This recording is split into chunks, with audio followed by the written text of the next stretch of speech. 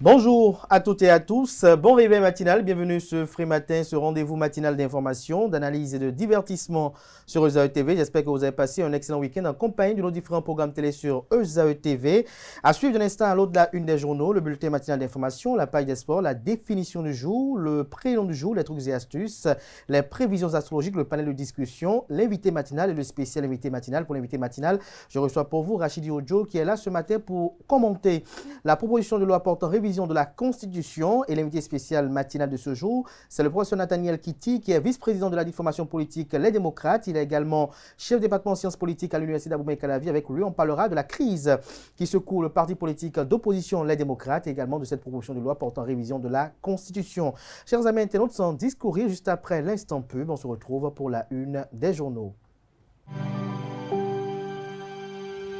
Tu viens d'avoir le bac ou tu veux te reconvertir dans un domaine d'avenir, faire le choix du numérique et rejoindre l'école supérieure d'administration, d'économie, de journalisme et des métiers de l'audiovisuel ESAE. De nouvelles filières sont disponibles dès cette rentrée: informatique et multimédia, informatique industrielle et maintenance, réseau informatique et télécommunications, système informatique et logiciel, sans oublier les filières initiales: administration générale, administration des finances, administration des affaires, sciences juridiques, sciences économiques, sciences de gestion, journalisme et métiers de l'audiovisuel. ESAE est disponible sur 4 sites: Cotonou-Bedroumendé, Cotonou-Akpakpa, Abomey-Calavi et Parakou. Pourquoi choisir l'ESAE? Des formations conçues pour le marché de l'emploi, des enseignants expérimentés et passionnés, des infrastructures modernes avec équipement de pointe, des opportunités de stage et d'emploi garanties. Les inscriptions sont en cours et les places sont limitées. Ne rate pas ta chance,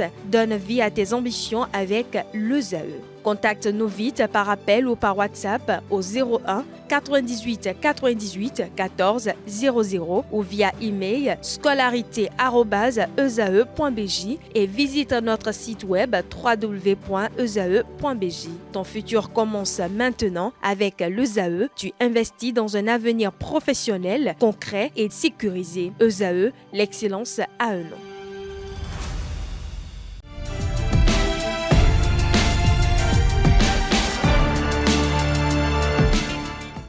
Bonjour à nouveau, chers amis internautes. Nous démarrons cette une des journaux, comme il est de tradition, sur ESAE TV par le quotidien Maison, le quotidien béninois d'information générale et d'analyse, L'Informateur, qui ce matin en manchette parle de la modification de la Constitution, loi sur le Sénat. Le Parlement n'a pas encore délibéré, précise le Canard. La commission des lois toujours à pied d'œuvre. Aucune nomination ou désignation faite pour le Sénat après la démission de certains députés. Le sort du groupe parlementaire Les Démocrates. Toutes ces mentions sont à lire à travers un article à la page 3 de la proposition. Lancement du mouvement citoyen Vaudon est la vraie solution. Dodji Amouzouvi remercie le président Patrice Talon pour la valorisation du patrimoine matériel et immatériel. Retrouvez un article qui rend compte du lancement du dit mouvement citoyen à la page 4 de la proposition. Programme d'action du gouvernement, réinventer Ganvier, métamorphose Soava, l'article à la page 4. Animation de la vie politique nationale, Chantal Djotodia rejoint la Force Coripo un Bénin émergent FCBE, informe l'informateur. À l'oreille droite, journal École, la loi portant création du Sénat, des citoyens en parlent, un titre incitatif qui convie les fidèles lecteurs à lire dans les colonnes de sa parution les quelques pages réservées ce jour aux productions journalistiques des étudiants en formation sur les différents campus de l'ESAE, l'école supérieure d'administration, d'économie, de journalisme et des métiers de l'audiovisuel ESAE qui est présente à Cotonou, à Abomey-Calavi et Parakou. Le quotidien national d'information ce matin manchette parle de l'Assemblée nationale, les travaux de la session budgétaire ouverts. En illustration, une image du bureau de l'Assemblée nationale. Retrouvez l'article à la page 2 de la proposition. On peut lire également à la une du quotidien de service public, atelier national d'enrichissement et de validation à Boricon. Le programme national jeunesse, paix et sécurité consolidé. Le confrère de Fraternité ce matin manchette parle de révision de la Constitution, les grandes innovations, l'activité des partis politiques réorientés, le Sénat, la nouvelle institution et ses attributions. Tout ceci à la page 2 de la proposition. 25e congrès de l'INTOCAI, la Cour des comptes du Bénin désigné auditeur externe des comptes du JURISAI. On peut lire également à la une de Fraternité de ce matin, Assemblée nationale, le groupe parlementaire Les Démocrates réduit à 22 députés. Le matinal poursuit dans la même veine et titre Parti Les Démocrates, 5 députés claquent la porte, la gestion interne de la formation politique mise en index, la descente aux enfers amorcée, en illustration les photos des 5 parlementaires démissionnaires de leur formation politique, notamment les démocrates. On peut lire également à la une de Le Matinal de ce jour, création du Sénat et trêve politique, les clarifications du député Natondé Ake, lire l'intégralité de la proposition de loi aux pages 2 et 6. Matin libre à présent, révision de la Constitution. Il saute le verrou de la minorité de blocage, le vote comme outil d'évaluation de leur sincérité. De quoi parle le confrère? Lisez son article à la page 2 pour mieux comprendre. On lit à présent la une de Le Béninois libéré, contradiction entre sa position d'avant et sa consigne à Mitokpe, l'ancien président de la République, président du parti politique d'opposition Les Démocrates. Thomas Boniaï donne raison au démissionnaire LD. De quoi parle le confrère? Lisez son article dans les colonnes de sa proposition. Rencontre en vue avec les députés démissionnaires Les Démocrates. Romuald Ouadaï, candidat de la mouvance présidentielle, veut être le président de tous les Béninois. Le potentiel, ce matin manchette parle de 30 ans d'existence de la Fédération des associations professionnelles des banques et établissements financiers de l'UEMOA, trésorerie bancaire et marché interbancaire, 2 axes au cœur d'un forum régional à Cotonou. Le Canard rapporte que 2 leviers essentiels à la stabilité et à la performance du secteur bancaire de l'UEMOA, cite Jean-Jacques Golou, président de l'APBEF Bénin. Vous avez 6 panels de haut niveau qui ont réuni des acteurs de la BCEAO, la Banque centrale des États de l'Afrique de l'Ouest, des ministères, des experts, dirigeants des institutions bancaires. Le Bénin qui recommande une gestion plus coopérative, plus transparente et plus dynamique de la liquidité bancaire à l'échelle régionale. L'article à lire à la page 3 de la proposition. Proposition de loi portant modification de la Constitution au Bénin. Plus de blocage, les démocrates en soutien à la révision au Parlement. Sénat, 19 membres de droit dénombrés à date.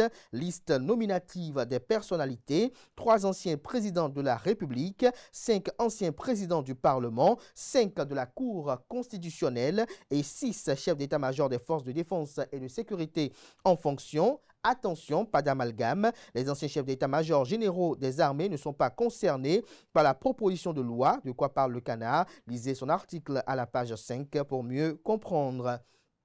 Tension préélectorale au Bénin, Maxime Huedjensi rompt le silence. L'essentiel, c'est la paix, retient le Canard de ses propos. Des détails à la page 2 de la parution ce matin du journal. Il s'agit bel et bien du quotidien Le Potentiel. Le meilleur ce matin, manchette, parle d'invité d'honneur à l'ouverture de la 2e session ordinaire de l'Assemblée nationale. Le président du Parlement sénégalais, El Malik Ndiaye, appelle au renforcement de la coopération interparlementaire. L'article à lire à la page 4 de la proposition. Polémique autour de la non-participation du parti politique Les Démocrates à la présidentielle de 2026 au Bénin. Le président du Parlement, Louis Gbéounou-Vlavonou, salue le sens républicain de la déclaration de Maître Renaud Agbodjo et appelle à la paix. On lit à présent le premier quotidien économique du Bénin, l'Économiste, qui ce matin parle du système financier régional. La FAPBEF UEMOA engage des réflexions sur la gestion de la liquidité. Le confrère de Info Matin à présent, manger local, sain et sans bouillon chimique. Le projet Cascade facilite un atelier pour redonner goût à la cuisine béninoise. On peut lire également à la une du même Canard ce matin, animation de la vie politique nationale au Bénin. Patrice Talon demeure le seul maître du jeu. Élection générale de 2026 au Bénin, la haute autorité de l'audiovisuel et de la communication AC sensibilise les médias du département du Zou sur le respect des règles de la pré-campagne. Bénin intelligent, mouvement vaudou est la vraie solution. Restaurer et répandre les valeurs du vaudou. En illustration, une photo de famille sur laquelle on peut identifier le professeur Doji Hippolyte Amouzovi, qui est le porteur de cette initiative salvatrice. Le Cana écrit que le mouvement citoyen vaudou est la vraie solution a été lancé le samedi 1er novembre à la municipalité d'Abomey-Calavi, présidé par le dignitaire du vaudou Sakwata, Aklounon Baba Avimandienon, Doji Hippolyte Amouzovi. Il constitue un cadre de réflexion, d'action et d'engagement collectif. Ça y est bel et bien du dit Creuset, notamment. On retrouve des détails sur les enjeux qui y concourent à la page 3 de la proposition. La culture est de l'homme, l'homme est de Dieu. Hommage du père Bédinou à Monseigneur Adoukonou. Retrouvez la tribune dans les colonnes de la proposition de ce matin du Cana. Il s'agit bel et bien du quotidien Bénin Intelligent. De Bénin Intelligent, passons à présent à Libération qui parle, comme bien d'autres parutions de ce matin, de la révision de la Constitution du Bénin. Le Sénat, une innovation pour la stabilité politique au Bénin. De quoi parle le confrère? Lisez les colonnes de la parution de ce jour pour mieux comprendre. Décès non enregistré depuis 2017. L'Agence nationale d'identification des personnes ANIP invite à la déclaration. On peut lire également à la une de Libération de ce matin. Hajj 2026, le Bénin subventionne à hauteur de 370 millions de francs CFA les conditions d'accueil des pèlerins améliorées. Retrouvez des détails dans les colonnes de la livraison. Le Télégramme ce matin, crise politique au sein du parti politique d'opposition Les Démocrates. Après Michel Sodinou, le parti Les Démocrates perd 5 députés. Un député Les Démocrates appelle à soutenir Romuald Wadaï. Retrouvez des détails sur leurs identités dans les colonnes de la parution ce matin du journal qui précise notamment en manchette qu'il s'agit bel et bien, en dehors de Michel Sodinou, de Chantal Adjovi, de Léasou Dorego, de Joël Godonou, de Denise Roumenou, de Constant Naoum, et on trouve des détails sur leur correspondance adressée au président du Parlement, laquelle correspondance qui mentionne leur démission du groupe parlementaire Les Démocrates, des détails dans les colonnes de la parution ce matin du quotidien Le Télégramme. On peut lire également à la une de Le Télégramme de ce matin, révision de la Constitution, ce qu'il faut savoir de la proposition portant institutionnalisation du Sénat. Le Parti des démocrates appelle à voter contre. Point de presse de la police républicaine, près de 4000 cas d'excès de vitesse enregistrés en 2 mois. Le pays émergent, ouverture de la 2e session ordinaire de l'Assemblée nationale du Bénin pour le compte de l'année 2025.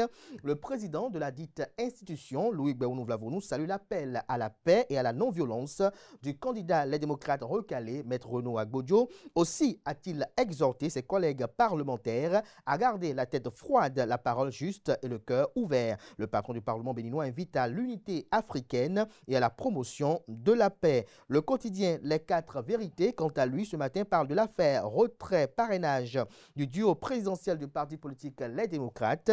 Michel Sodinou reçoit le soutien du MONAD. Le Mouvement national des démocrates lance un appel au peuple béninois et aux fils et filles de Porto-Novo à préserver la paix, la tolérance et la cohésion nationale. Retrouvez des détails à la page 4 de la livraison. On peut lire également à la une de Les 4 vérités de ce matin, accusé d'avoir volé une moto, un supposé journaliste condamné à 12 mois de prison. Construction de nouvelles infrastructures commerciales au Bénin. La ministre du Commerce et de l'Industrie, Sadia Assouma, inaugure le marché moderne de Guéma à Parakou. Chronique de Christelle Roudonbo Alioza, présidente de la dynamique Chat, l'humanité, la respiration de Dieu dans le cœur des humains. Retrouvez cette tribune à la page 2. Diakpata La Lumière et Malois parle de la majorité parlementaire qui introduit une révision constitutionnelle pour l'instauration du Sénat vers un bicamérisme assumé au Bénin. S'interroge le titre, de quoi parle le Canard. Retrouvez des détails sur les motivations de cette interrogation dans les colonnes de sa proposition. La haute autorité de l'audiovisuel et de la communication AC à l'honneur. 8 artisans de la régulation médiatique élevés aux ordres nationaux par la grande chancellerie du Bénin. Révision constitutionnelle au Bénin, un appel à la retenue et au dialogue citoyen de Daniel Eda est à lire dans les colonnes de la proposition. On lit également à la une de Diakpata ce matin, présidentielle de 2026. Paul Rompé, candidat du parti politique Force Corée pour un Bénin émergent, FCBE, délivre un message de paix et d'unité nationale à Adjoum. Gaskiani Info, faire la politique avec le cœur. force ou faiblesse, interroge le Canard. En illustration, la photo du président Thomas Boniaï, président du parti politique d'opposition Les Démocrates, également ancien chef d'État. On peut lire également à la une du même Canard ce matin pour conclure. Henri Kwesi Goudinou, Romuald Wardani, la continuité nécessaire. Retrouvez des détails à la page 5. Ce sera tout pour la une des journaux. Merci de votre aimable attention.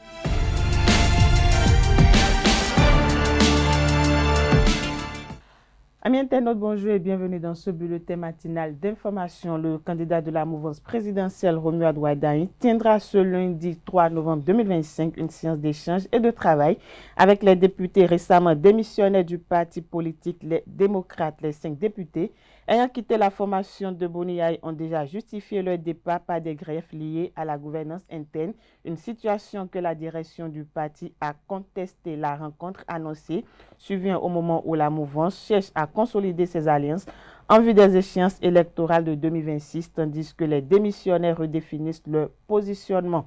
La réunion prévue pour ce lundi pourrait éclairer les intentions des députés démissionnaires, préciser leurs futures orientations et donner un aperçu des recompositions en cours à l'Assemblée nationale. Au Bénin, l'institutionnalisation du Sénat à travers la révision de la Constitution n'aura pas le feu vert du parti Les Démocrates. Selon Guy Tokwe, chef de la communication du parti, les députés du parti politique LD voteront contre le texte introduit le vendredi 31 octobre 2025 par les députés Akhenatonde et Seibou Hassan. Le parti Les Démocrates est contre tout projet de révision constitutionnelle et demande à ses députés à voter contre. Nous sommes contre toute révision constitutionnelle qui ne prend pas en compte l'ensemble des préoccupations des Béninois, a-t-il déclaré. Pour rappel, à l'ouverture de la deuxième session parlementaire, les députés Akhenatonde et Hassan Seibou, respectivement présidents du groupe parlementaire Bloc républicain et l'Union progressiste Le Renouveau, ont introduit une réforme constitutionnelle et vise notamment à la création d'un Sénat pour ses élus. Ce nouvel organe manque à l'architecture institutionnelle du Bénin. Dans un autre registre, à présent, le samedi 1er novembre 2025, la ville d'Abomey-Calavi a accueilli la cérémonie de lancement du mouvement Vodou est la vraie solution. C'était en présence d'un pacte d'autorité administrative, de tête couronnée et de dignité. Francis Olafahami pour le compte rendu. L'univers culturel et culturel béninois accueille désormais un nouveau mouvement citoyen.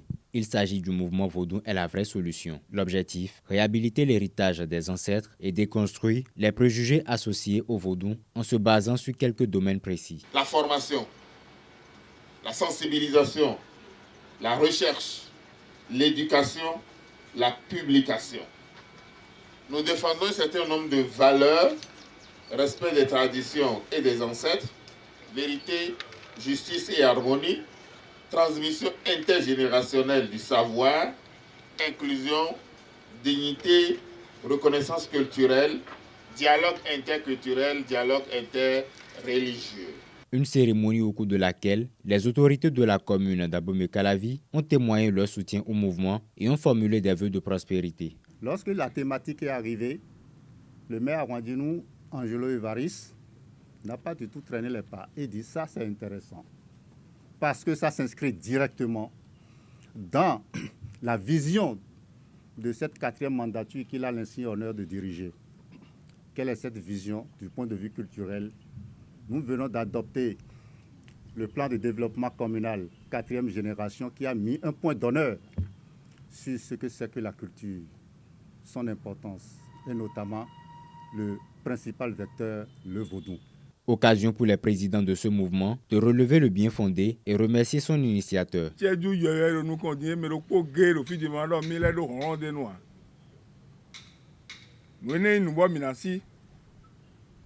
Bon, et quand vivi nous mi, bon, et donc vaudou, mais que nous, pour nous les liens, à quoi d'ahoué, pour ça d'ahoué,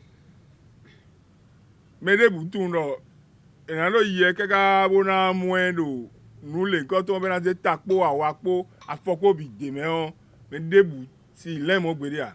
Le mouvement est un grand mouvement digne de ce nom. Et il n'y aura pas autre solution que le vaudou. Nous l'avons dit, nous le poursuivons et ce serait ainsi.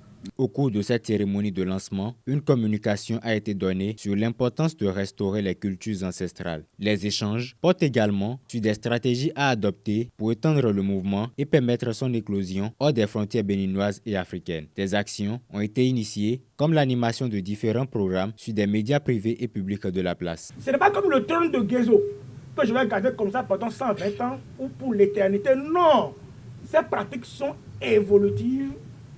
Elle s'adapte. Hors de nos frontières à présent, la présidente sortante de Tanzanie, Samia Hassan, a été largement réélue avec 97,66% des suffrages selon les résultats officiels annoncés par la Commission électorale nationale. Ce scrutin, tenu 3 jours plus tôt, a été entaché par de violentes manifestations et de graves accusations de fraude dans un climat politique extrêmement tendu. D'après les chiffres officiels, la participation aurait atteint 87%, mais l'opposition conteste vigoureusement ces résultats. Le principal parti d'opposition, Chadema, parle d'une mascarade électorale et affirme que tout résultat qui en découle est illégitime. Depuis le jour de vote, le pays est secoué par des affrontements meurtriers entre manifestants et forces de l'ordre. Selon des sources de l'opposition, au moins 800 personnes auraient été tuées, un bilan que le gouvernement n'a pas confirmé. Les autorités tanzaniennes ont restreint l'accès à Internet et imposé des limitations de déplacement dans plusieurs villes, notamment à Dar es Salaam, où le calme est resté précaire. Voilà, c'est tout pour le bulletin matinal d'information de ce lundi matin.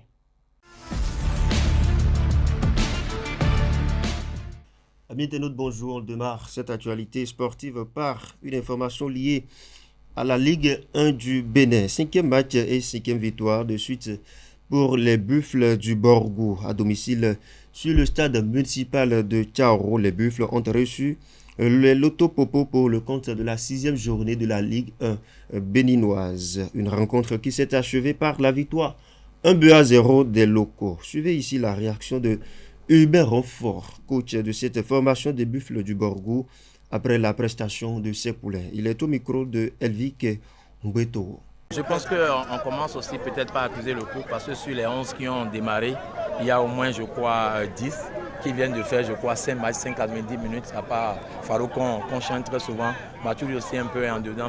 Donc je pense que ça a un peu pesé dans les gens. Mais après, c'est notre rôle un peu de rapidement voir ce qui ne va pas et de changer. Et ce qu'on a essayé de faire à la mi-temps. Et après aussi, je pense que malgré cet état d'esprit, en deuxième partie, on a eu quand même des situations pour marquer ce deuxième but. Mais on a manqué un peu de fraîcheur. Il ne faut pas aussi oublier qu'on a en face quand même une très bonne équipe quand même de l'auto qui nous a causé énormément de problèmes. Donc voilà, oui, les matchs commencent par être beaucoup plus difficiles, surtout pour ceux qui enchaînent. Peut-être penser à faire tourner un peu pour affronter de la fraîcheur à cette équipe. Après, je pense que oui, malgré la difficulté, on a gagné. Et il y aura des matchs comme ça où ça va être difficile, ça va être compliqué, mais il faut se serrer les coudes, il faut être solide défensivement et ne pas encaisser de but et gagner ce match-là. Donc, on ne va pas tout gagner facilement. À un moment donné, il faut ce genre de match-là pour nous permettre aussi de grandir dans la difficulté et surtout de ne pas couper les chaînes et de toujours remporter nos matchs. C'est vrai qu'il y a de nouveaux et d'anciens joueurs, donc les automatismes ne sont pas encore au rendez-vous. Mais je pense que si on commence par faire les bons choix, on pourrait marquer, on va dire, beaucoup de buts en attaque. Mais comme je le dis, ce n'est pas le travail qu'on va y arriver, c'est surtout en jouant beaucoup plus ensemble collectivement. On travaille beaucoup à l'entraînement sur les combinaisons offensives. En deuxième partie, on aurait quand même pu marquer au moins ce deuxième but-là. Malheureusement, on a fait quelques mauvais choix dans la dernière passe, dans le dernier geste. Et je pense que bon, ce n'est que partie remise, on va retourner à l'entraînement et travailler. J'ai dit qu'il faut qu'on ait une équipe compétitive. Et je suis content aujourd'hui que ceux qui sont rentrés quand même ont quand même permis à l'équipe quand même de ne pas baisser, on va dire, de régime et de garder ce petit but-là jusqu'à la fin. Et les 3 points sont importants. On est conscient qu'il y a eu des lacunes, des difficultés, mais c'est bien de prendre les 3 points dans la difficulté et continuer à travailler à l'entraînement pour perfectionner ce qui n'a pas marché. Et puis l'information liée également à la Ligue 1 du Bénin. On parle à présent du résultat des différents matchs discutés. La 6e journée de la Ligue béninoise, comme je le dis, a été marquée par la victoire à l'extérieur de Coton FC face à Rodio sur le score de 2-1, confirmant ainsi son retour en forme. Les Buffles du Borgou ont également brillé en s'imposant 1-0 contre Loto Popo. Dynamo d'Abomey s'est offert l'AS Cotonou sur le score de 2-0, tandis que l'AS Sobemap a dominé les Dragons de l'Ouémé sur le score de 1-0. En revanche, plusieurs matchs se sont soldés par des nuls sans but, notamment Aïma qui était face à Damissa, USS Krake qui a joué l'ASPAC et puis Banigansé qui était face à Asfo et la jeunesse sportive de Koubé qui a joué l'US Cavalier. Une journée, amis internautes, globalement équilibrée où des défenses ont souvent pris le dessus sur les attaques. Pour finir, l'information sportive de ce matin, le HBC Nantes a officiellement lancé son académie de handball au Bénin, une initiative destinée aux jeunes âgés de 12 à 16 ans. Ce projet vise notamment à offrir une formation sportive d'élite tout en assurant un accompagnement scolaire complet, gage d'une insertion réussie dans la vie active. La cérémonie de lancement a connu la présence de Gaël Pelletier, qui est président du HBC Nantes, et de Sidikou Karimou, président de la Fédération béninoise de handball, une collaboration promoteuse amis sportifs pour l'avenir du handball béninois. Voilà, c'est tout pour l'information sportive de ce matin.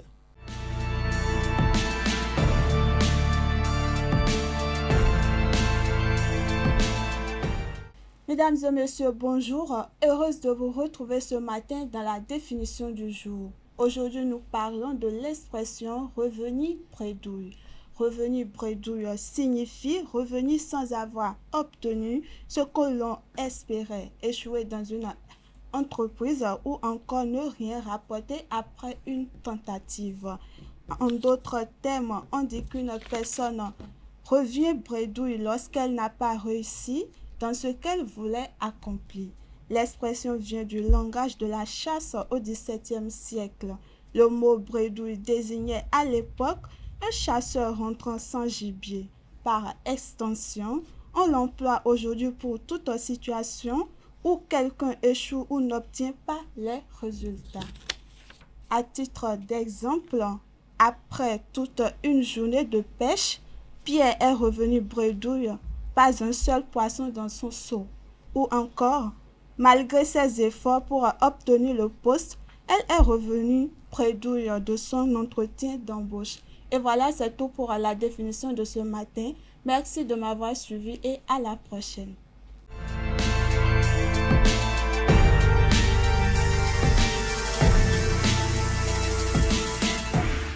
Amis internautes, bonjour, ravi de vous retrouver ce matin. Aujourd'hui, dans la rubrique Trucs Astuces, on parle de 5 étapes ou 5 astuces à mettre en pratique pour une routine skincare homme réussie. Déjà, c'est quoi une routine skincare? Eh bien, une routine skincare est une série de gestes et de produits que l'on applique régulièrement sur sa peau pour la nettoyer, la protéger et la nourrir. L'objectif ici est de maintenir une peau saine, éclatante, mais surtout équilibrée. Contrairement aux idées reçues, les gestes beauté ne concernent pas seulement les femmes.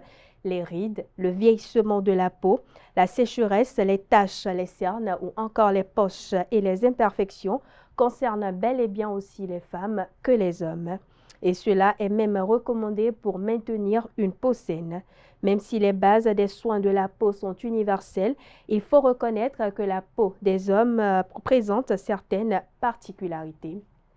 Alors, comme première solution ou première astuce, nettoyer son visage, l'essentiel d'une routine quotidienne. Commencez votre journée par un nettoyage en profondeur de votre visage. Utilisez un nettoyant spécialement conçu pour les hommes, idéalement formulé pour les peaux sensibles afin d'éliminer le sébum et les impuretés accumulées pendant la nuit. Répétez ce geste le soir avant de vous coucher pour éliminer les résidus. Ce rituel va permettre de purifier votre peau et la préparer pour les autres soins qui suivront. Deuxième solution ou deuxième astuce, exfolier votre peau 1 à 2 fois par semaine. La peau des hommes est naturellement concernée par l'hyperséborrhée, la production excessive de sébum. Pour donc purifier une peau grasse, par exemple en profondeur, et stimuler son renouvellement cellulaire, utilisez un exfoliant visage 1 à 2 fois par semaine. Troisième étape, hydratez quotidiennement votre peau. La peau masculine est une peau à tendance grasse naturellement, fragilisée par l'excès de sébum qui obstrue les pores. Une peau bien hydratée avec des soins hydratants, visage bien choisi et plus confortable au quotidien, plus éclatante et présente moins de rougeur et d'imperfection. Quatrième étape, pensez à vos contours, à votre contour des yeux. Le contour des yeux est une zone plus fine et fragile que le reste du visage. Pour éviter donc les rides, cernes et poches autour des yeux, il est important d'utiliser un soin contours yeux spécialement formulé dans votre routine quotidienne. Enfin, dernière étape ou dernière astuce, utilisez une protection solaire quotidienne. Les peaux masculines sont généralement des peaux grasses qui produisent trop de sébum. L'excès de brillance sur le visage peut donc inciter à faire l'impasse sur la protection solaire pour ne pas empirer les choses. Alors, prenez garde. Et voilà, chers internautes, c'est l'essentiel à retenir pour l'astuce de ce matin. Merci et à la prochaine.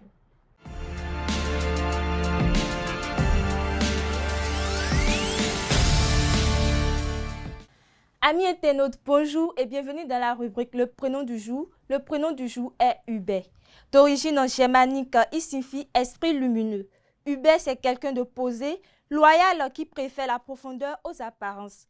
On lui reconnaît souvent une intelligence calme. En amour, il aime la stabilité, reste fidèle et s'engage pleinement lorsqu'il est sûr de son choix. Son cœur est tendre, mais il ne souffre pas à ceux qui ne veulent pas l'écouter. Sa couleur porte bonheur, le bleu marine, symbole de confiance et d'apaisement. Côté compatibilité, Hubert s'entend particulièrement bien avec les natifs de la Vierge, du Scorpion et du Capricorne qui partagent son sens du sérieux et du profondeur. Voilà, c'est tout pour le prénom du jour. Merci de m'avoir suivi et à très bientôt.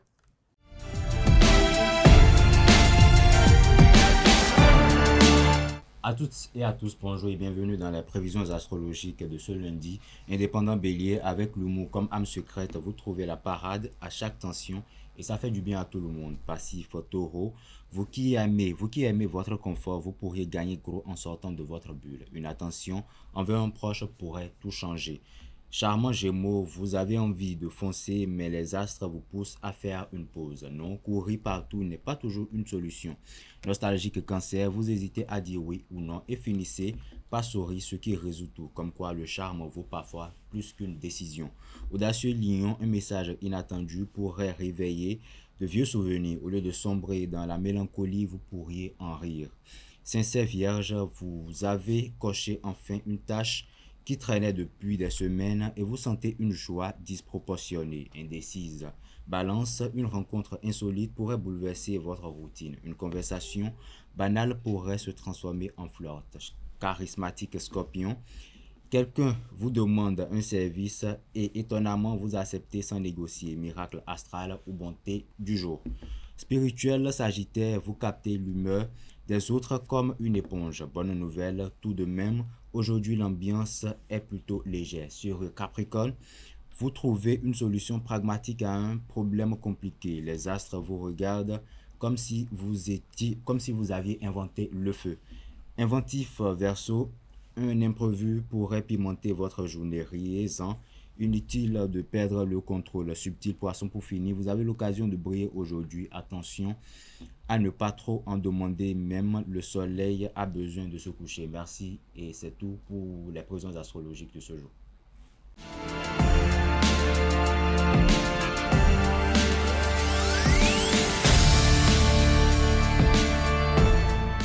Le panel de discussion, Nasrine Fatoumi, bonjour. Bonjour, Abdelkader. Merci d'être là, Tifra Lafa, bonjour. Bonjour, Abdelkader. Merci d'être là, Francis Lafarami, bonjour. Bonjour Kader. Merci d'être là. Alors Francis Lafarami, dites-nous, est-ce qu'on doit être ami avec ses voisins? Est-ce que vous êtes ami avec vos voisins? Absolument, je pense même que c'est la moindre des choses parce que vos voisins, c'est carrément votre environnement le plus proche et ce sont les personnes qui pourraient réagir tout de suite si vous avez un problème. Donc, c'est tout à fait naturel et normal d'être ami avec ses voisins, ne serait-ce que pour la sécurité. Ne serait-ce que pour la sécurité. Il faut la faire que représente pour vous les voisins. Les voisins, c'est tout simplement des voisins, des personnes un peu proches.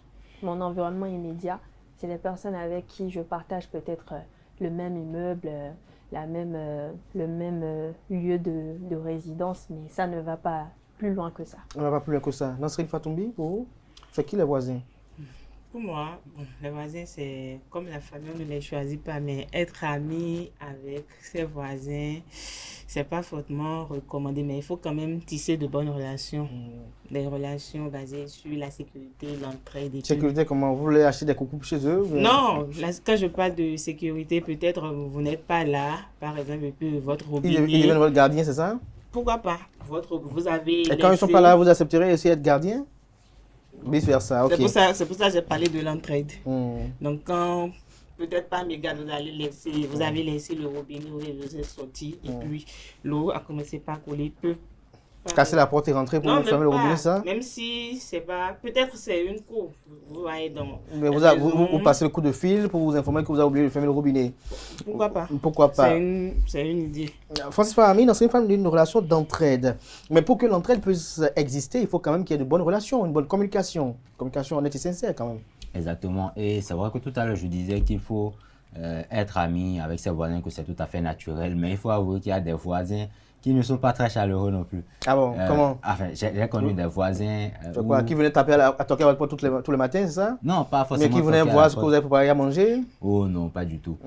Il y a certaines actions que vous entreprenez et vous attendez à ce que ces voisins-là soient plutôt dans la réciprocité. Quel type d'action? Par exemple, vous avez à la maison une copine qui n'est pas votre copine. Ça, c'est une action, par exemple. Vous parlez de ce que vous connaissez, de ce que vous savez. Ah, de ce qu'elle sait, donc vous êtes friand. Oh non, peut-être que ça. Non, peut-être que c'est une situation qu'elle vit. Donc, c'est votre situation. Pour en revenir à la situation. Alors, pour en revenir à la situation et que j'évoquais, elle a parlé tout à l'heure de laisser le robinet ouvert. Vous savez, il y a des maisons dans lesquelles peut-être que le robinet qui contrôle votre arrivée d'eau à l'extérieur, ça peut arriver que votre voisin ait oublié de fermer le sien et que vous sortez juste et vous fermez le sien au dehors. Mais quand par exemple vous oubliez de fermer votre robinet et que vous sortez de chez vous à 7h, vous revenez à 19h, peut-être à 23h, et arrivé au portail, votre voisin vous accueille, il vous dit: ah, champion, tu as laissé ton robinet ouvert depuis le matin, c'est quoi? Tu n'as pas fait attention mais tu dormais. Et vous vous dites peut-être que bon, un bon voisin, il a dû fermer le robinet, mais vous rentrez et vous vous rendez compte que quand même, il y a... Francis Fahami, je ne vous coupe pas, mais quel type de relation vous avez eu à tisser avec le voisin au début? Il faut commencer par là aussi. Oui, si c'est que vous voyez dans la cour, vous dépassez votre robinet aussi, oui, c'est clair. Et je comprends tout à fait. Je disais tout ce que je dis par là, c'est qu'il y a des voisins qui ne sont pas du tout chaleureux. N'empêche qu'il faut quand même tisser certains liens pour que... je disais que c'est votre environnement le plus immédiat. Et Nancéline a parlé, dans tout ce qu'elle a dit, j'ai surtout aperçu quelque chose. Il y a des aspects plutôt économiques. Moi, j'aime bien parler économie parce que si par exemple, vous avez des enfants, avoir de bonnes relations avec vos voisins, ça va vous permettre même... de les confier, d'aller vaquer à vos loisirs, c'est ça? Non, pas forcément. Vous imaginez, moi par exemple, étudiant, j'ai eu des voisins et étudiants aussi. Il y a des situations dans lesquelles j'ai peut-être... vous empêcher de dormir, c'est ça? Non, mais c'est vous qui allez les empêcher de dormir? Non. Peut-être que vous avez besoin de certaines choses. Un bon ami, il vient à votre porte. Ah, j'ai remarqué que tu as tel besoin. C'est vite fait, c'est vite arrivé. Maintenant, en Afrique, nous, on est habitués à ce que, entre voisins, en tout cas, dans la communauté dans laquelle moi j'ai vécu, je ne connais pas, je ne sais pas pour les autres. En Afrique, on nous a habitués à ce que les voisins sont comme les amis, carrément la famille. Et c'est pourquoi on dit en Afrique que c'est deux parents qui amènent au monde un enfant, mais c'est tout un village et qui l'éduque. Donc, ne serait-ce que pour ça, là, vos voisins sont nécessairement vos amis. Atifa Olafa, pour vous, c'est des voisins tout court? Oui, c'est des voisins tout court. Après, je reste un peu mitigée parce que lorsqu'on parle de voisinage, on a affaire à toutes sortes de personnes. Vous pouvez avoir la chance de tomber sur de bons voisins, comme vous pouvez avoir la malchance de tomber sur de mauvais voisins. Tout dépend déjà de votre propre personnalité et de vos attentes. Vous pouvez avoir des voisins avec qui vous avez peut-être juste des liens cordiaux où vous vous en tenez à vous saluer quand vous vous croisez dans la maison ou dans la cour de la maison. Et puis bon, ça s'arrête là. Mais après, ça dépend de vos attentes. Si vous attendez peut-être à ce que vous ayez un environnement ou des voisins qui vous épaulent, qui vous assistent à des moments donnés, il n'y a pas de souci. Vous pouvez les prendre comme voisins, mais pas plus que ça. ça ne doit pas dépasser cela parce que, à défaut de... C'est le fait de vouloir prendre des voisins comme amis qu'on arrive qu'on débouche sur d'autres problèmes. Vous avez des voisins qui vous créent des problèmes à tout bout de champ, des voisins qui vous empêchent même de rester en paix dans votre propre maison, alors que vous avez tous loué au même titre. Comment ils peuvent vous empêcher? Vous pouvez avoir des voisins qui polluent qui polluent l'atmosphère, c'est-à-dire dès qu'eux ils sont dans la maison. Je voulais faire allusion à la pollution sonore, c'est-à-dire quand vous avez des voisins, dès que vous êtes à la maison et eux ils sont là, vous n'avez pas la paix. Vous n'avez plus le temps pour vous-même si ce n'est pas le son de la télé qui est totalement élevé. C'est peut-être des enfants du voisinage qui pleurent à longueur de journée ou des visites, on reçoit des visites à longueur de journée, on ne peut plus avoir la paix. Et quand c'est comme ça,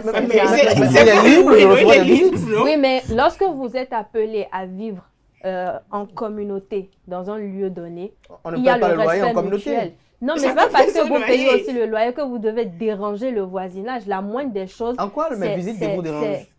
Non, mais attendez, si par exemple, je prends un exemple, un célibataire qui reçoit des visites de femmes à tout bout de champ et que c'est tout le temps des cris dans la maison, on ne peut pas respirer, on peut pas. Mais attendez, nous ne sommes plus des enfants, des ébats sexuels, des gémissements où on ne peut plus respirer dans la maison, on n'a plus la paix. Et les mariés aussi qui perturbent avec les ébats sexuels. Mais attendez, lorsque vous êtes... Alors, lorsque moi je suis célibataire, je suis dans la maison, vous êtes marié. Prenez vos dispositions, ne disposez pas de...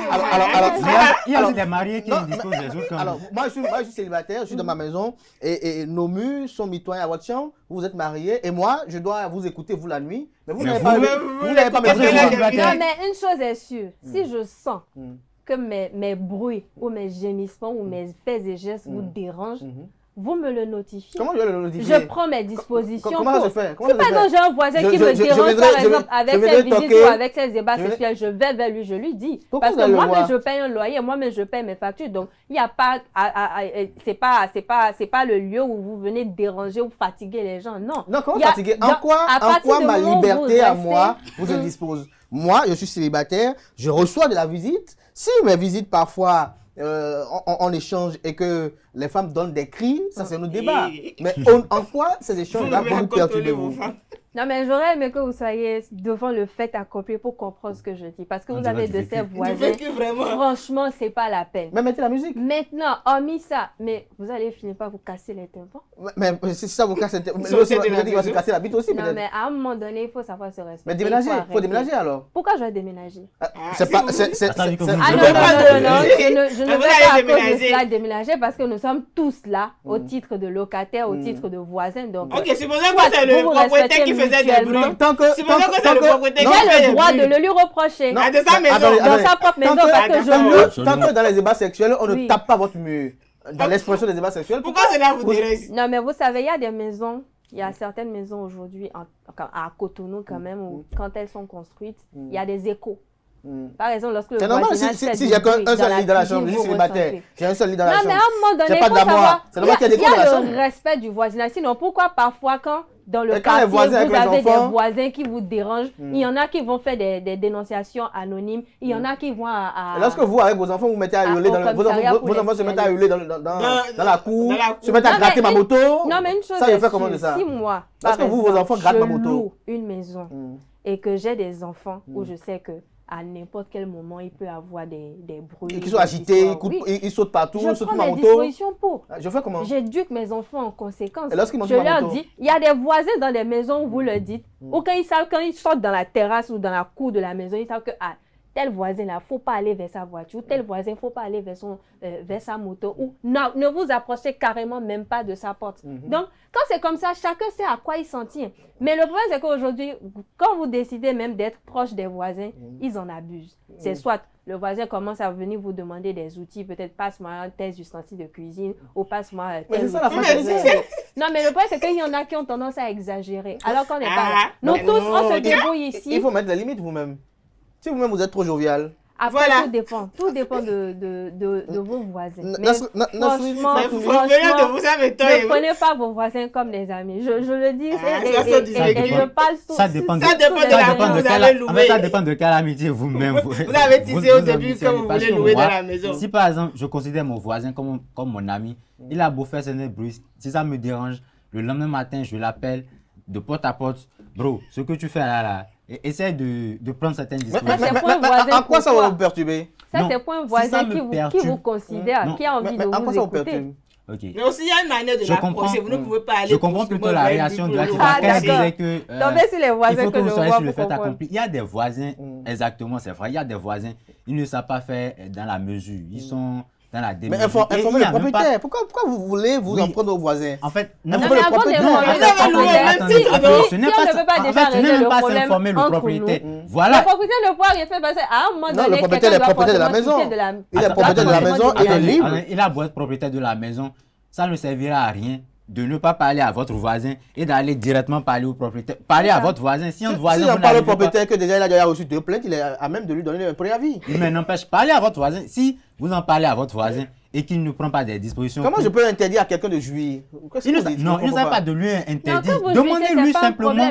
Faites-lui part de la situation. Oui, comment c'est possible? Je ne sais pas. Vous allez enfoncer un chiffon dans la bouche de la personne qui hurle ou bien... Je ne sais pas. Comment c'est possible? Dites-lui de prendre cette disposition. S'il ne trouve pas les dispositions... Quelle disposition il va prendre? C'est lui qui a le problème, il trouvera la solution. Quand il va mettre la musique encore à fond, vous allez il met beaucoup la musique. Non, mais c'est quoi? C'est pas le seul à jouir dans le pays, il n'est pas le seul à jouir dans la maison, quand même. Jouissez donc vous-même. Nasserine Fatoumbi. Bon, moi je suis un peu quand même étonnée de ce qu'ils disent. Ça dépend d'abord, quand vous allez dans une maison à louer, ça dépend. Peut-être c'est vous qui êtes venu en dernière position, vous voulez louer. C'est pas une raison. Non, je ne trouve pas. C'est pas une raison. Je ne trouve pas raison. C'est parce que je paie le loyer au même titre que vous. Il paie le loyer, vous payez le loyer. Supposons que vous êtes dans une chambre salon, lui il est dans 2 chambres salon. Vous voyez déjà. Non, je dois garder moi ma douleur parce que je suis dans une chambre. Vous voyez déjà que c'est pas le même prix vous payez. Ah, d'accord. C'est à quoi que par exemple Latifa Olafa pense que parce que j'ai loué une boutique ici et que je vends par exemple des divers, que celle qui est à côté de moi ne doit pas vendre des divers. Non, jamais. Il n'y a pas de problème, elle peut vendre des divers, ça me dérange pas. Chacun loue son local, il fait de son local ce qu'il veut. Non, votre voisin est libre de faire ce qu'il veut de sa maison. Le respect mutuel du voisinage. Ce n'est pas parce que j'ai payé pour quelque chose que j'en fais ce que je veux. J'en fais ce que je veux. Non, attendez, c'est pas pour rien qu'on a dit que la liberté... Ah non? Non, attendez. J'en fais ce que je veux tant que je suis en phase avec ce que me permet le propriétaire. Pas tant que vous êtes en phase avec ce que votre propriétaire vous permet. Mais tant que ça ne dérange pas les autres. Il y a des règles strictes. Exactement. Il y a des propriétaires qui imposent. C'est vous-même les locataires Mais si le propriétaire n'a pas émis ces règles-là, il y a des gens à Cotonou qui louent des chambres, après ils les métamorphosent en guest house et après les mettent en location. Tant que le propriétaire n'a rien dit. Normalement, on devait les arrêter. Non, en quoi ça dérange? Parce que ce n'est pas notifié. Non seulement ce n'est pas notifié dans le contrat, mais à partir du moment où vous indisposez le voisinage, j'ai le droit. En quoi ça vous indispose? Ce n'est pas ma maison, mais à partir du moment où je loue. Et le propriétaire accepte, il sait que je fais de la location, de la sous-location. S'il accepte, en quoi ça dérange? Heureusement, ce genre de voisin ne m'a pas comme. Il faut aller déménager. Il faut déménager. Avant que je ne déménage, je vais le dénoncer. Et dénoncez-le. Et vous allez déménager après. Et lui, il ira à la police. On va terminer ça à la police, il n'y a pas de problème. Après au tribunal. Parce que je n'accepterai jamais. Blessure volontaire. Non, que je sois dans une maison, je paie un loyer, je paie des factures et que quelqu'un m'indispose au point où. Oui, mais si vous trouvez que votre voisin vous indispose, supposons que c'est un week-end, sortez, allez vous distraire à la place. Non.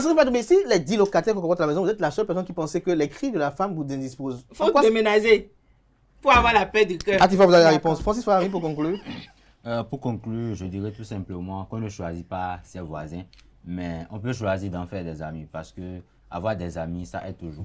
Ça aide toujours. Latifa Olafa? Ne prenez jamais vos voisins comme des amis parce qu'à tout moment, ça peut se retourner contre vous. À défaut de les avoir comme amis, développez juste des rapports cordiaux.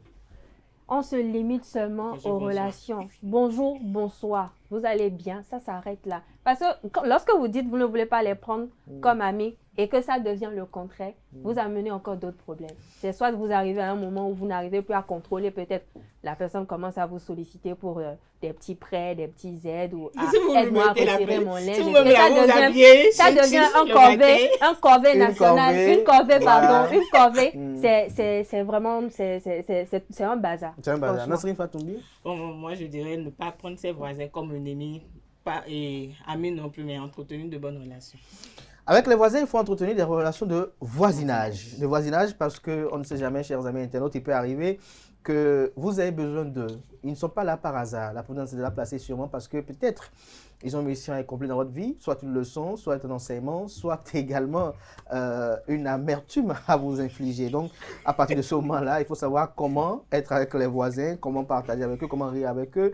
Et parfois comprendre que partout il y a de l'inconfort. Vous pouvez avoir un voisin qui, de jour ou de nuit, vous embête avec des débats sexuels. Peut-être faites en vous une sonorité et comprenez que si vous êtes dépassé, il faut peut-être quitter la maison et aller louer ailleurs parce qu'il y a beaucoup de maisons à louer. Mais lorsque vous vous limitez à ce que dit par exemple Atifa Olafa, qu'avec les voisins, il faut juste avoir des relations de bonjour, bonsoir. Attendez, parce que lorsque votre gaz fait brûler votre chambre, qui vous dit ça brûle et ne pas s'approcher de vous parce que vous ne l'avez jamais permis de s'approcher de vous, peut-être parce que lui n'a pas une télé, vous avez une télé, vous ne l'avez jamais dit, on vient regarder le match. Il peut vous demander des aides, il peut vous demander des choses qui ne sont peut-être pas décentes, c'est à vous de lui reprocher cela élégamment, de lui refuser ça élégamment, et ce n'est pas la fin du monde parce qu'on ne sait jamais. Il peut arriver que, comme Francis Safarami a eu à le vivre, que vous ayez oublié de fermer votre robinet et que le voisin, parce que vous le débattez souvent avec juste bonjour, qu'il puisse laisser votre robinet couler toute la journée, et c'est vous qui perdez. Chers amis internautes, à présent, on passe à l'invité matinal de ce matin sur Free Matin.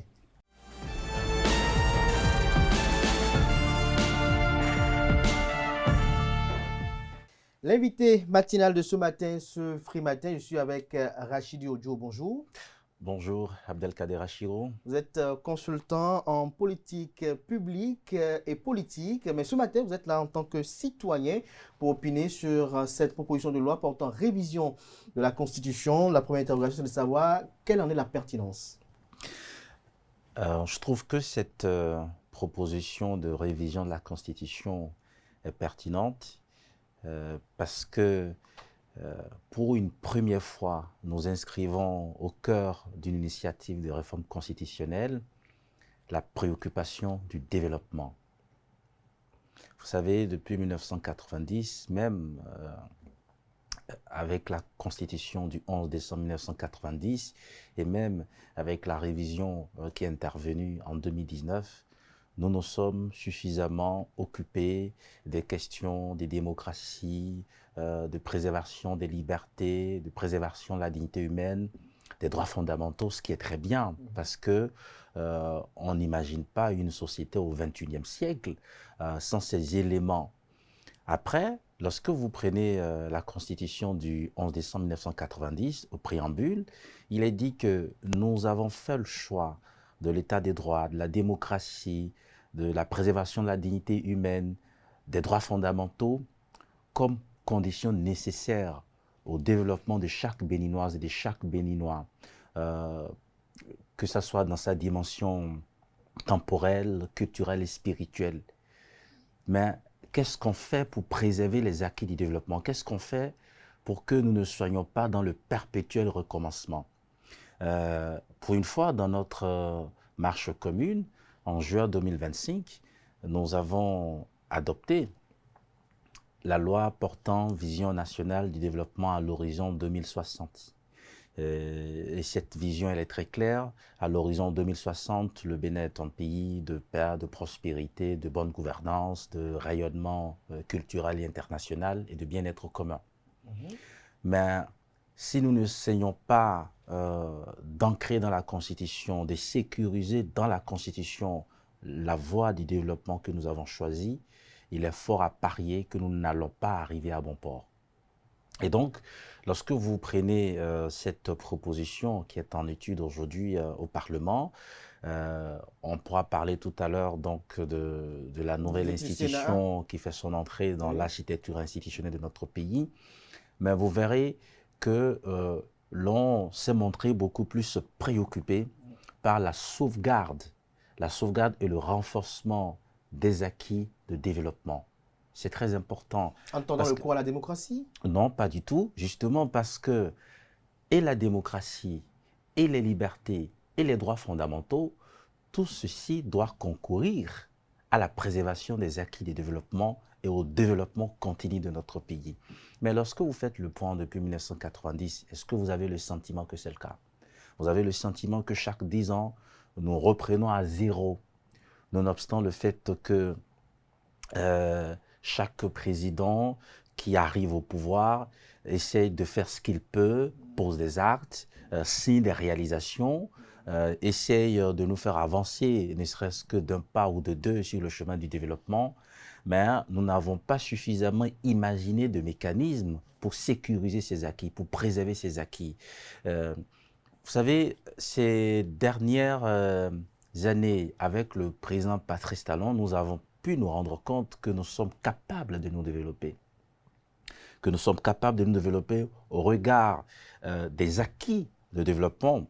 Ce n'est pas le but de l'émission, qu'on pourra exposer ce que nous avons gagné, la façon dont le président Patrice Talon nous a aidé à aider notre pays à relever la tête depuis 2016, tout ce que nous avons obtenu comme résultat positif, comme progrès significatif en tant que nation, c'est énorme. C'est énorme. C'est énorme, Oui. c'est énorme.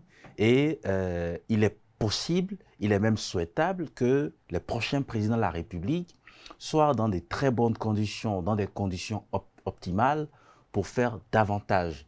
C'est à ce rythme-là que nous pourrions être au rendez-vous de 2060. Dans certains pays, le chemin du développement est constitutionnalisé. Quel que soit le président qui arrive au pouvoir, qui est hissé aux affaires, il sait quel est le couloir que la nation s'est tracé pour aller au développement.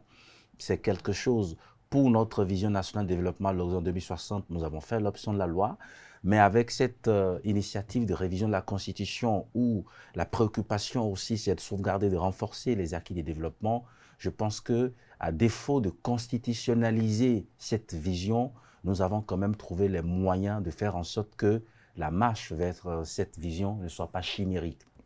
Vous savez, d'ici 2060, nous allons connaître au moins 4 présidents de la République. Oui. Si on reste dans la réalité que chaque président pourra faire les 10 ans constitutionnellement admis, mais rien ne nous donne la garantie que tous les présidents peuvent être au même niveau en termes de mental, en termes de capacité à résister à certaines situations.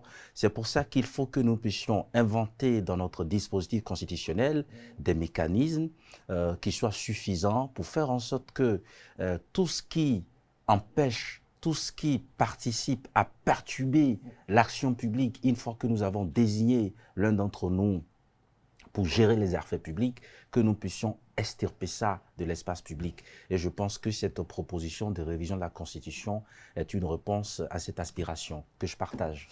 Rachid Diop, vous partagez cette initiative. Avant d'en venir à l'instauration du Sénat, oui. L'idée, elle n'est pas condamnable, mais elle comporte quelques gènes sur lesquels j'aimerais quand même que vous prononciez. Oui.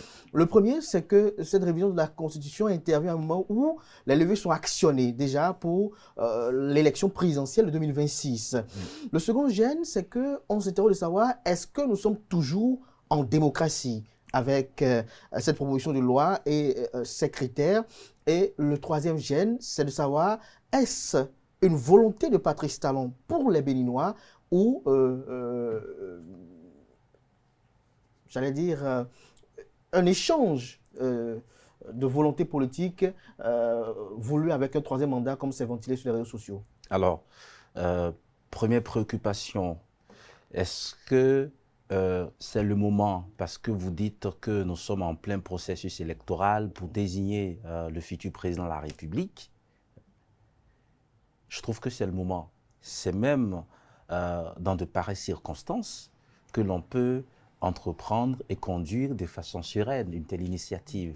Parce que vous avez un président en exercice qui finit le 23 mai 2026, parce que le prochain président de la République va être investi dans ses fonctions le 24 mai 2026. Mmh. Nous sommes dans un processus électoral au cours duquel nous connaissons déjà les candidats à l'élection présidentielle. Nous connaissons la date de l'élection présidentielle. Le Parlement qui va statuer sur cette initiative de réforme constitutionnelle est un Parlement de plein droit. Nous sommes encore à un moment où les députés qui ont été installés en 2023 sont encore dans la jouissance de la plénitude de leurs prérogatives constitutionnelles. Ils ont la légitimité légale, ils ont la légitimité populaire, ils ont la légitimité conceptuelle. Je trouve que c'est le moment. Malgré tout ce nous qui sommes, est nous en sommes lien à avec une l'actualité. période, nous sommes à une période où il y a zéro risque qu'une réforme constitutionnelle remette le compteur à zéro pour un président de la République, donne des envies de rester à un président qui peut-être aurait déjà fait ses demandes constitutionnelles. C'est le moment. C'est davantage le moment parce que le Parlement qui a mis face à sa responsabilité sur cette initiative est un Parlement d'une certaine configuration. En 2019, la critique fondamentale qui a été faite à la révision de la Constitution est qu'elle a été actée par un Parlement d'une certaine configuration. Aujourd'hui, nous avons représenté au Parlement les principales forces politiques du pays. Vous en avez qui soutiennent les actions du gouvernement, vous en avez aussi qui contestent, qui s'opposent à l'action du gouvernement. Sauf que les opposants aujourd'hui ne sont plus en mesure. On pourra en parler. C'est-à-dire que, parce que si on attend, nous allons faire des élections législatives le 11 janvier 2026. Nul ne peut parier a priori sur ce que seront les résultats de ces élections. Donc, on pourrait aussi avoir un Parlement d'une certaine configuration. Pendant que nous avons un Parlement où il y a la pluralité de sensibilité, de convictions politiques, je pense qu'il faut le faire. Vous avez demandé si nous sommes en démocratie. Oui, nous sommes en démocratie. Parce que, comme je vous l'avais dit tout à l'heure, les échéances électorales constitutionnalisées seront respectées. Nous allons organiser normalement les élections législatives et communales le 11 janvier 2026 et la présidentielle le 12 avril 2026. Les institutions démocratiques fonctionnent et chaque institution est dans son couloir. Nous sommes en démocratie parce qu'aujourd'hui encore, tous les citoyens exercent leur liberté. Et chaque pouvoir continue d'exercer ses prérogatives, le pouvoir exécutif, le pouvoir législatif, le pouvoir judiciaire. Il n'y a aucun problème de démocratie qui se pose. À moins que vous en connaissez un. Si vous en connaissez, dites-le moi, on va en discuter. Donc, nous sommes dans une démocratie authentique qui fonctionne normalement. Les textes de la République sont respectés. Et on peut le dire aujourd'hui, il n'y a aucun problème de démocratie. Avec la trêve politique? Non. Je viens. Vous parlez du moment. Après, on va rentrer dans la proposition. Dans la proposition, ok. Parce que la trêve politique n'est pas encore en vigueur. C'est ce qui est envisagé. Vous demandez si le moment d'initier, que l'on a choisi pour initier cette réforme constitutionnelle ne pose pas un problème pour la démocratie. Je viens de vous dire que ça ne pose aucun problème pour la démocratie. Et puis après, vous demandez si c'est la volonté personnelle du président de la République, Patrice Talon. À ma connaissance, vous avez 2 parlementaires qui le président de groupe parlementaire. Je ne convoque même pas d'abord les qualités du président de groupe parlementaire. Je fais allusion à leur expérience parlementaire. Hassan Seibou, Akinatondé, ce sont des députés d'une certaine expérience qui sont au Parlement depuis un certain nombre d'années, qui ont de l'expertise parlementaire, qui ont une certaine expérience dans la représentation du peuple. S'ils décident d'introduire une telle proposition de loi de révision de la Constitution avec cette teneur, c'est parce qu'ils sont convaincus des bienfaits éventuels de ce que, si cette révision elle est actée, si le Parlement accepte cette révision de la Constitution, cela va nous permettre de préserver ce que nous avons d'essentiel dans la République. En tant que nation, qu'est-ce qui est important pour nous? Que chaque matin, les citoyens, lorsqu'ils se réveillent, qu'ils puissent se sentir à l'aise, qu'ils puissent jouir de toute leur liberté, de tous leurs droits, qu'ils se sentent dignes, qu'ils aient le sentiment qu'ils sont en démocratie, mais également qu'ils aient le sentiment qu'ils évoluent, que le pays se développe. Parce qu'après, si nous restons des partisans de l'immobilisme. Nous nous disons, oui, la situation que nous vivons aujourd'hui, ça ne nous dérange pas que nous soyons dans la même situation 5 ans après, 10 ans après. Je pense que ce n'est pas la vocation d'une nation mûre. La vocation de toute nation mûre, la vocation de toute nation, c'est de s'émanciper, c'est de pouvoir se développer. Et si les acquis de développement que nous obtenons au terme d'une décennie de gouvernance par un président de la République ne sont pas préservés, il va être difficile pour la nation de pouvoir s'émanciper de façon continue. Et c'est en ça que je trouve que peut-être que cette proposition rencontrera l'assentiment du président Patrice Talon, je n'en sais rien. Il va falloir que la loi soit adoptée, que j'observe... Vous ne pensez pas qu'il soit derrière? Écoutez, on peut permettre aux citoyens d'avoir le droit des imaginations. Moi-même, si j'avais été député, j'aurais été capable de prendre une telle initiative sans consulter le président Patrice Talon. Maintenant, après, qu'est-ce qu'il en pense? On le saura, parce que c'est lui qui va promulguer la loi. Il aura la possibilité de demander, en fait, d'actionner les leviers constitutionnels, les prérogatives que la Constitution lui confère pour pouvoir faire des observations ou demander que les choses soient orientées autrement. Si, entre-temps, la proposition qui est faite ne l'agrée pas en tant que président de la République, mais le connaissant, vu la réalité à laquelle lui-même a été confronté ces 10 dernières années, regardez, si Patrice Talon n'avait pas un mental d'acier, s'il n'avait pas été un dur à cuire, comme on le dit, s'il n'avait pas la carapace dure, est-ce qu'il aurait été capable de nous emmener à ce niveau? Avec toute la contestation politique, la sauvagerie politique, les querelles politiques, ce qu'il a appelé la chamaillerie politique continue, sur pratiquement 10 ans. Tout ceci, toute cette tension politique inutile parfois. Est-ce que cette chamaillerie n'est pas de la vitalité de la démocratie? Non, ça, c'est pas de la démocratie. Vous savez, la démocratie, parfois, nous essayons de la dévoyer très rapidement pour justifier nos tares et nos perversités. Nous avons des travers. Tous nos travers, tous nos tares ne peuvent pas être justifiés par une quelconque vitalité de la démocratie. Ensuite, pour son expression, chaque nation, quand la démocratie est un bien universel, la démocratie, elle est universelle. Mais quand vous acceptez la démocratie, vous essayez d'organiser votre démocratie sur la base de vos aspirations. Il y a des choses que nous ne pouvons pas nous permettre de faire parce que nous avons encore tout à construire. Il y a des choix démocratiques, il y a des options dans la démocratie qui ne sont pas pertinentes pour nous en tant que nation, vu notre histoire, vu notre sociologie, vu notre niveau de développement, vu nos orientations, vu le cap que nous sommes fixés, il y a des options que nous ne pouvons pas faire. Et donc, qu'est-ce qui nous permet de dire que d'ici 2060, les 4 présidents de la République que nous allons connaître seront aussi capables de ne se laisser effrayer par rien. Patrice Talon a dit que rien ne le ferait, mais c'est lui, Patrice Talon, ça. Il faut permettre, à travers cette révision de la Constitution, dès que nous finissons les élections et que les Béninois, dans leur majorité, ont désigné un citoyen pour diriger le pays, il faut qu'il ait les coups de franche pour diriger, sans perturbation. Il va y avoir de la contradiction. Être en roue libre? Qu'est-ce que vous appelez... Je parle de pas de perturbation. Il y aura de la contradiction. La contradiction, elle fait partie de la dynamique démocratique. Nous souhaitons de la contradiction constructive. Mais la perturbation, toutes les manifestations qui sont souvent ça, contradiction, opposition constructive. Qu'est-ce que ça veut dire concrètement? Toutes les manifestations qui sont de nature à entraver la sérénité, la tranquillité du président en exercice doivent être supprimées.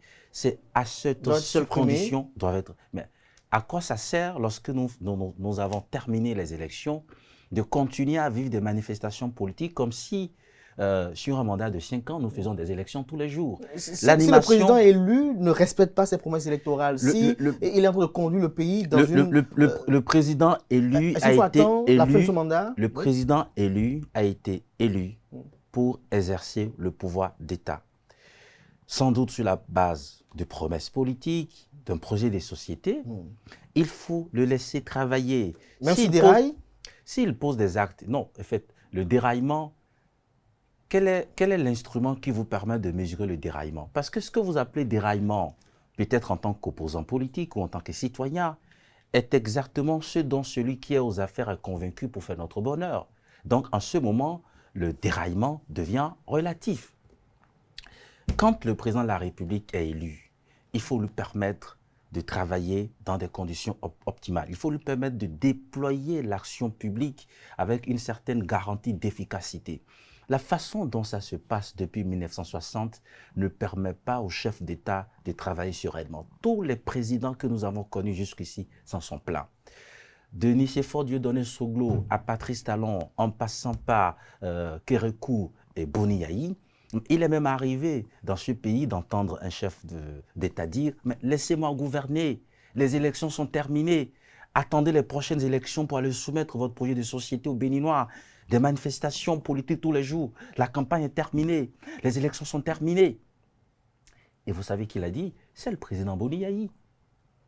C'est le président Boni Yayi qui l'a dit.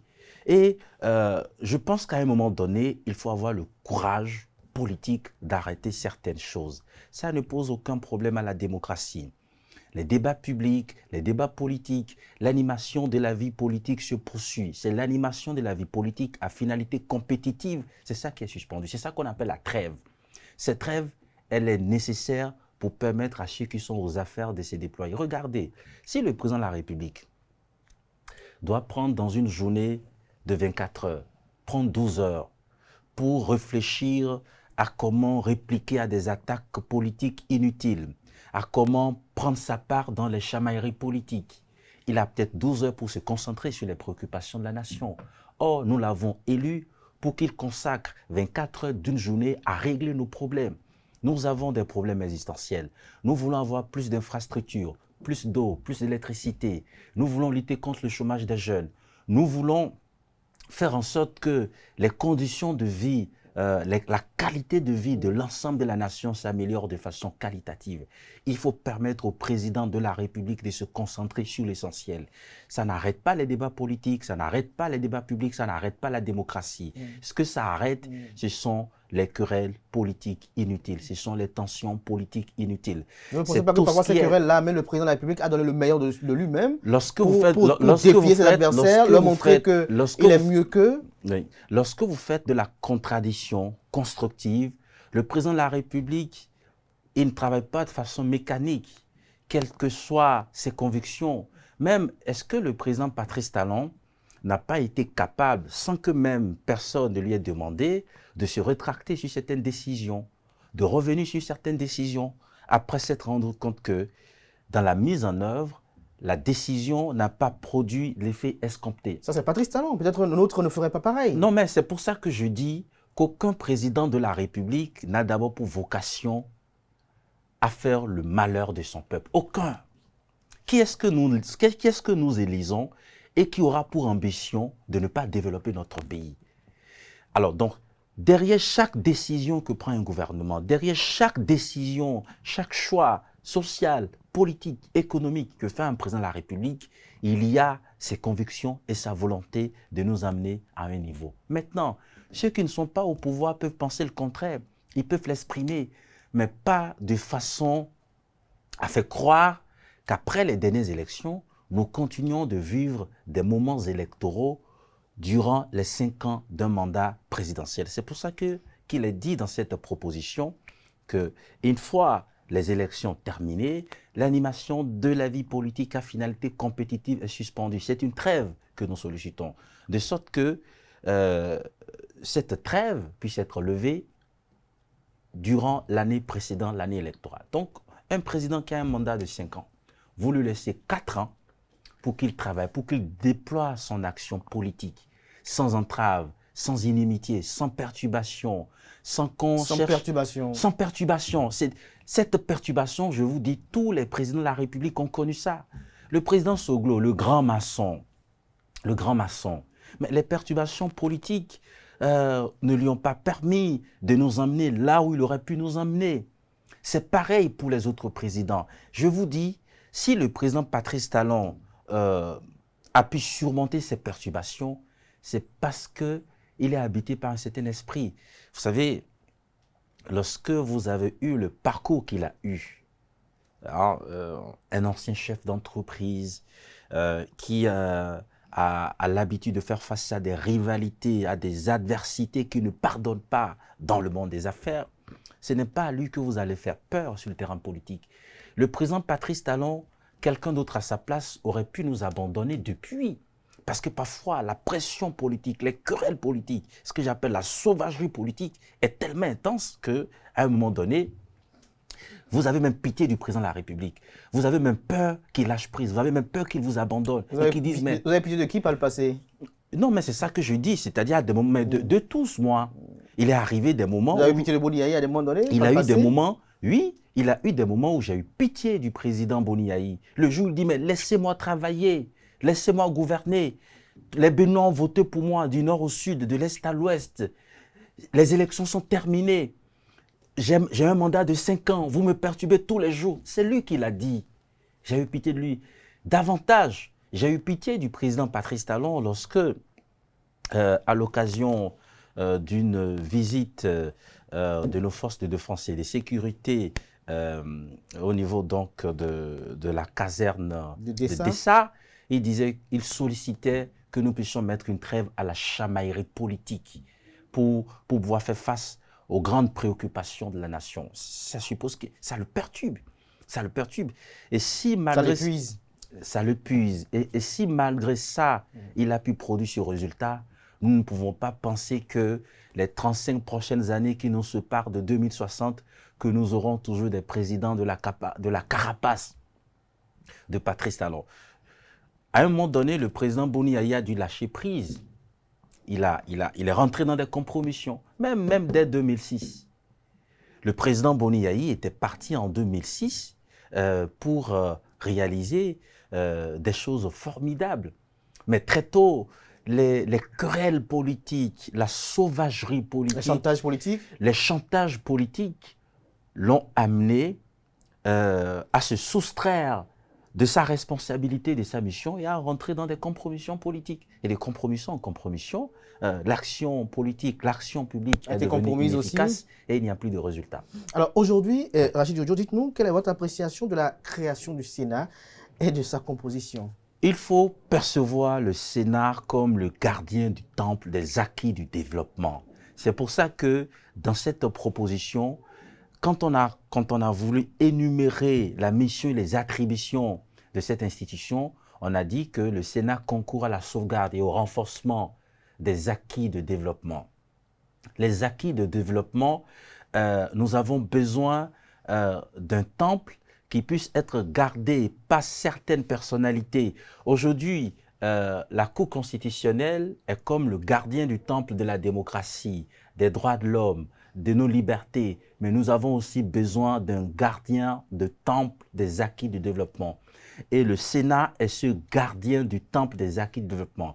De sorte que, quand les tensions politiques vont commencer, quand les forces politiques qui animent la vie politique vont arriver à des situations qui vont perturber, qui vont compromettre ces acquis de développement, le Sénat, dans ses prérogatives, pourra intervenir pour essayer de rappeler à chacun sa responsabilité dans la préservation des acquis de développement. Nous avons besoin d'une institution pour s'en occuper. Aujourd'hui, ce n'est encore la responsabilité d'aucune institution.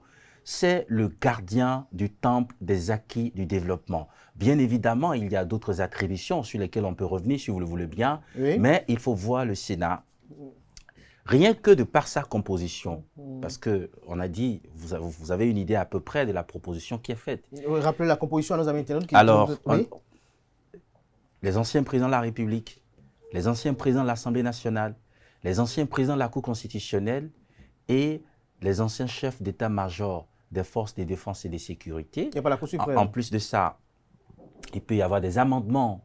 Il peut y avoir des amendements. C'est une proposition qui est faite en plénière, une fois que... Non, ce n'est pas les anciens présidents de toutes les institutions. Les initiateurs de cette proposition ont ciblé pour l'instant 3 institutions, la République. Mais moi, je pense que pendant les amendements en plénière, on peut toujours y ajouter d'autres institutions. Ce n'est pas ça qui pose le problème. Pour moi, pourquoi il est important que les anciens présidents des institutions puissent être quelque part où l'on se préoccupe de la préservation, de la sauvegarde des acquis du développement. Parce que un président de la République qui a passé 5 ans de sa vie, 10 ans de sa vie à diriger le pays, il a produit sa part du développement. Un ancien président de l'Assemblée nationale, un ancien président de la Cour constitutionnelle, même les anciens chefs d'état-major des forces de défense et de sécurité ont aussi, pendant qu'ils sont en activité, participé à la production du développement.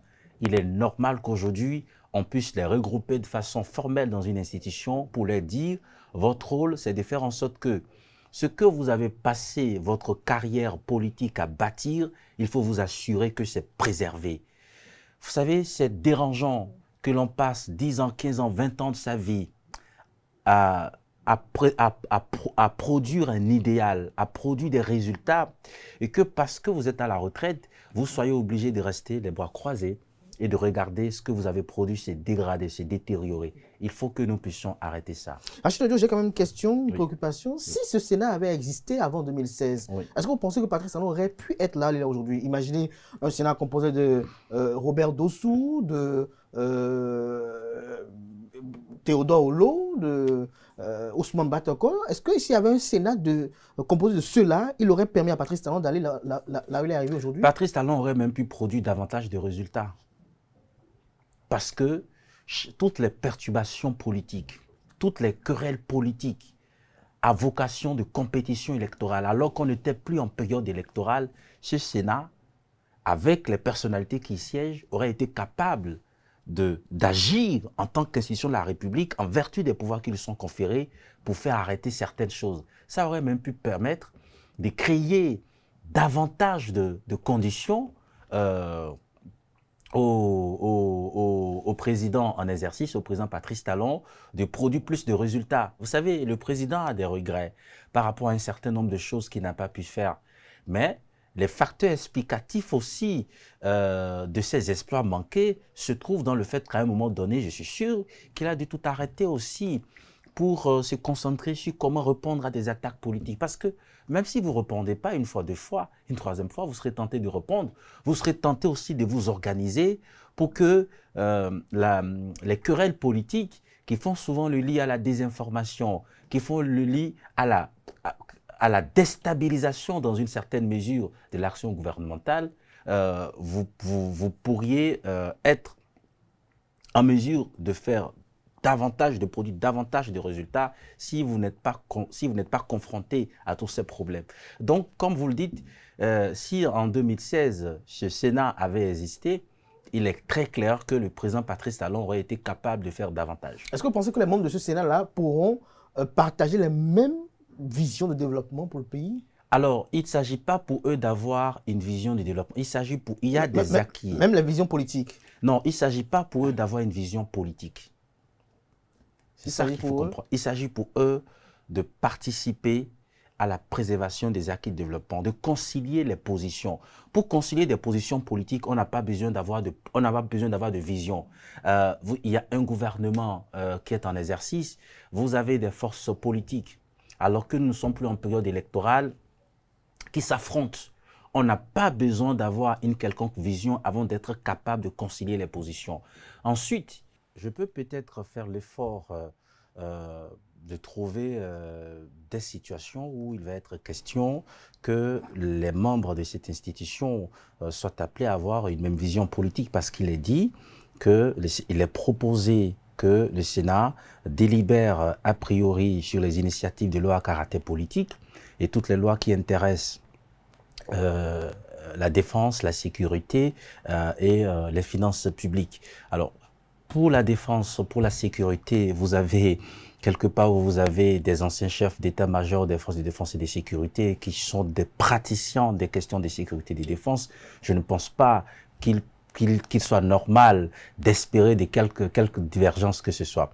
Par contre, sur peut-être les lois à caractère politique, oui, il peut arriver que les membres de cette institution aient à faire valoir leurs différents points de vue. De toutes les façons, il y aura un règlement intérieur qui va organiser la vie de cette institution. Et quand on parle de délibération, ça suppose que, dans une certaine mesure, chacun aura à dire le choix qu'il fait. Et puis après, on dira dans quelle proportion différentes décisions de cette institution pourront être actées. C'est-à-dire s'il faut voter, quelles sont les majorités qu'il faut requérir pour considérer qu'une décision est une décision de l'ensemble de l'institution. Est-il nécessaire d'y ajouter les militaires?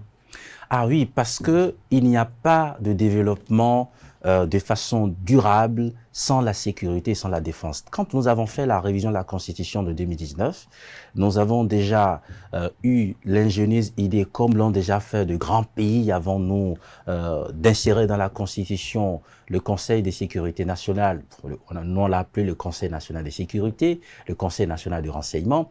Mais vous pensez que nous pouvons vraiment parler du développement sans avoir une perception holistique du développement? Le développement suppose quoi? Ça suppose aussi que le pays est en sécurité. Et cette sécurité, c'est une sécurité globale. Est-ce qu'on peut parler de développement sans la sécurité et la défense? Est-ce que les pays du monde aujourd'hui qui sont confrontés à des problèmes de sécurité arrivent encore à poser comme il se doit des actes de développement? Et donc, je pense que quelque part où on parle du développement, ce serait même un péché de ne pas penser à la dimension sécurité de développement, de ne pas penser aux questions de défense. Et si on veut parler de sécurité et de défense, je pense que les meilleures personnes ressources auxquelles il faut faire appel, ce sont d'anciens fonctionnaires militaires qui sont passés à la vie civile, mais qui ont consacré une partie de leur vie à participer, à assurer la sécurisation des biens et des personnes et à préserver, protéger l'intégrité du territoire national. Le temps qui nous était parti arrive progressivement à échéance. Oui. J'espère que vous vous rendrez disponible peut-être pour un débat sur cette question. Ce serait quand même assez intéressant. Mais deux petites questions pour conclure. Quel est l'impact de cette proposition de révision constitutionnelle sur les processus électoraux en cours? Aucun impact. La preuve, les institutions chargées d'organiser les élections continuent de faire leur travail, chacun dans son couloir. La Sénat en premier. Je ne pense pas que vous ayez appris que le fait qu'une proposition de loi de révision de la Constitution a été introduite au Parlement ait pu, dans une certaine mesure, empêcher la Sénat d'évoluer dans le déroulement de son calendrier. Il n'y a absolument aucun impact. Le Parlement est dans ses prérogatives et les institutions chargées d'organiser les élections sont aussi en train d'accomplir leur mission. Alors, Rachid Diodjo, l'autre inquiétude également que nourrit les critiques vis-à-vis de la gouvernance de Patrice Talon, c'est que l'on le voit déjà président du Sénat. Et donc, pour certains, ce serait un troisième mandat déguisé sous une autre forme, comme cela se voit dans d'autres pays. Alors, ceux qui le voient président du Sénat sont en train peut-être d'exprimer une volonté ou un désir. Parce qu'une institution qui n'est pas encore installée, on ne peut pas savoir a priori comment est-ce que l'institution va s'organiser, qui va en être le président, etc. Même si c'est le président Patrice Talon, ça devait déranger qui? Même si c'était lui qui était choisi par les membres de cette institution pour présider cette institution, ça devait déranger qui? Que le président de la République, qui nous a permis de faire des bons qualitatifs en matière de développement, de faire des réalisations historiques, d'accomplir des progrès significatifs comme nous n'avons jamais vu depuis 1960. Ça devrait déranger qui? Qu'il soit à la tête d'une institution où on veille à la préservation des acquis de développement. Ça ne devrait déranger personne.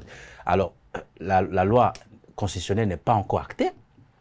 Il y a encore du chemin, il faut faire le vote pour la prise en considération, il faut faire le débat sur le fond du test pour pouvoir donc l'adopter. Il y a encore du chemin et puis après, il faut penser au règlement intérieur de l'institution, il faut penser à son administration, il faut mettre l'institution en place. Je pense que le chemin qui nous sépare de tout ceci est encore long. Mais est-ce qu'on devrait penser à la charge au lieu d'abord de penser à la pertinence? Qu'est-ce que nous voulons régler comme problème? Au fait, la propension à d'abord penser au budget avant de penser à la pertinence des idées, pour moi, n'est pas c'est une propension qui peut être de nature à même empêcher le développement personnel, à empêcher le progrès des nations. Il y a des idées sur la table. Discutons de la pertinence des idées. Mettons sur la question des charges. S'il y a quelque chose que nous avons gagné depuis 2016, c'est la maîtrise des dépenses publiques. C'est la maîtrise des dépenses publiques à travers la rationalisation des finances publiques. Vous faites la comparaison. Aujourd'hui, quelque part où il faut dépenser 1 franc, pour acheter quelque chose ou pour faire fonctionner un organe ou une institution, c'est exactement 1 franc que l'on dépense. Alors, donc, je pense que nous n'avons pas à craindre. Entre-temps, cette institution, si elle devrait exister, c'est-à-dire à la suite donc de la révision de la Constitution, je ne pense pas qu'elle puisse nous coûter quelque chose qui soit insupportable aux contribuables que nous sommes. Il faut juste, nous pouvons, vous savez, il y a que à partir de 2026, nous aurons un président de la République qui sera probablement Romuald Wardani. Je dis probablement parce que les élections n'ont pas encore eu lieu. Je constate que sa candidature mobilise les Béninois à travers tout le pays. Tous les jours, il y a des soutiens, il y a des adhésions, et puis vous suivez très bien l'actualité. Je constate que dans les commentaires, dans les analyses, il est donné favori pour remporter haut les mains cette élection présidentielle. Et avec un président de la République qui s'appelle Romuald Wardani, ou qui s'appellera Romuald Wardani à partir du 24 mai 2026, nous pourrons être tranquilles. Il n'y aura pas de budget lourd de façon extraordinaire pour faire fonctionner une institution de la République. Il faut juste essayer de vous renseigner sur la discipline budgétaire qui a caractérisé ces dernières années les dépenses au niveau des institutions. Et vous pouvez être Dernière question, Rachid Odio, ouais. pour conclure, Oui. c'est que ça étonne tout plus d'un que ce soit au moment où les 6 députés de l'opposition démissionnent que cette révision constitutionnelle sort de l'ombre, si on peut le dire ainsi. Moi, je peux dire que c'est une pure coïncidence. Parce que moi, je n'espère pas uniquement que ça soit peut-être ces 6 députés qui votent en faveur de cette proposition de loi. J'attends. Qu'il y a encore 10 autres des non, démocrates. mais eux tous, parce que qui doit être contre la préservation, la sauvegarde des acquis des développements? C'est-à-dire que tout ce que nous avons fait depuis 1990, tout chef d'État confondu, a priori, personne ne devrait être contre. Maintenant, s'il y a des attributions que les initiateurs de la loi envisagent de conférer à la nouvelle institution qui est créée et qui doivent être réajustées, les amendements en plénière peuvent contribuer à remodeler les attributions dont on parle depuis quelques jours au sujet de cette nouvelle institution. Et il faut le dire, ça n'a rien à voir avec un quelconque ou un hypothétique 3e mandat. Le président de la République l'a dit, l'a répété, vous avez suivi le porte-parole du gouvernement, que personne ne vienne vous dire que c'est une initiative de révision de la Constitution pour permettre au président Patrice Talon de rester. Le président Patrice Talon, il a apporté le meilleur de lui-même, il a consacré une bonne partie de sa vie à cette République, il a travaillé de bonne foi, il part tranquillement en mai 2026, la République aura besoin de lui et il reviendra aux enfants de ce pays d'en décider. Donc, merci à vous. Pas d'amalgame, pas de confusion, pas de crainte, pas de risque d'un quelconque 3e mandat. Il faut que les Béninois puissent être tranquilles face à cette question. Merci aux citoyens que j'ai reçus. C'est très important de le préciser. Ce matin, vous êtes quand même consultant. Médias communication, consultant en communication politique et publique. Merci à vous. Chers amis internautes, Free Matin se poursuit. À présent, on passe au spécial invité matinal de ce jour avec le professeur Nathaniel Kitty, qui est vice-président du parti politique Les Démocrates. Il était candidat à la candidature au sein de cette formation politique pour l'élection présidentielle de 2026. Avec lui, on parlera de l'actualité au niveau de cette formation politique. Notez que cet invité est également le chef département sciences politiques de l'Université d'Abomey-Calavi. Avec lui, on parlera sans doute de cette proposition de loi portant révision de la Constitution.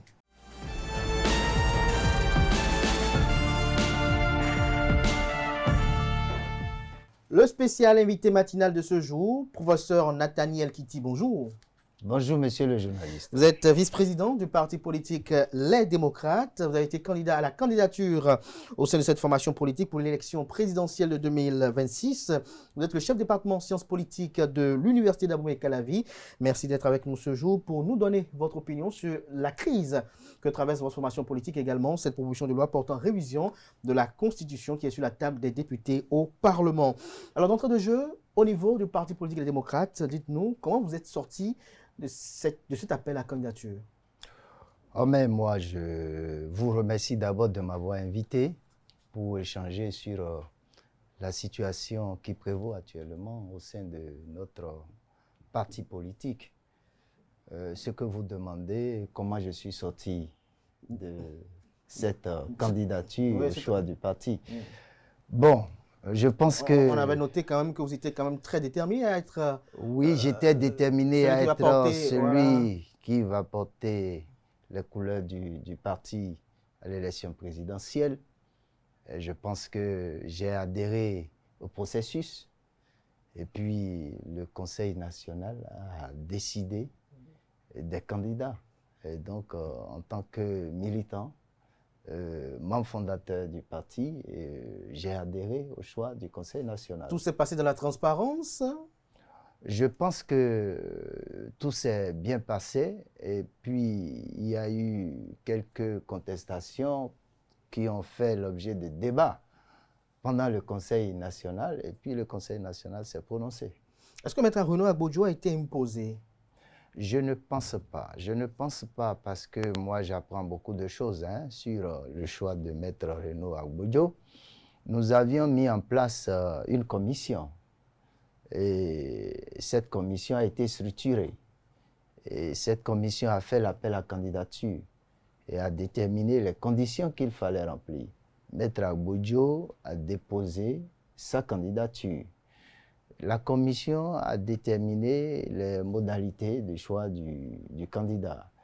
Je ne pense pas qu'à un moment donné, un candidat se soit levé pour contester ce qui était fait par la commission. Et lorsque nous étions au Conseil national, la commission a présenté son rapport et les observations ont été faites et le Conseil national a adopté le rapport. C'est comme ça que les choses s'étaient passées. Je ne voyais pas... Donc il n'y avait pas une emprise de Boni Yayi sur la commission en question? Moi, je puis vous dire que, en tenant compte de mes relations personnelles avec l'ancien président Boni Yayi et des relations liées à ce qu'il est le président du parti politique, je ne l'ai pas vu influencer le choix de Maître Agbodjo. Au contraire, le président Boni Yayi nous a régulièrement invités à son domicile pour échanger avec nous, les vice-présidents du parti, avec les députés, avec les membres de la commission, pour que le travail qui était fait soit fait dans de bonnes conditions.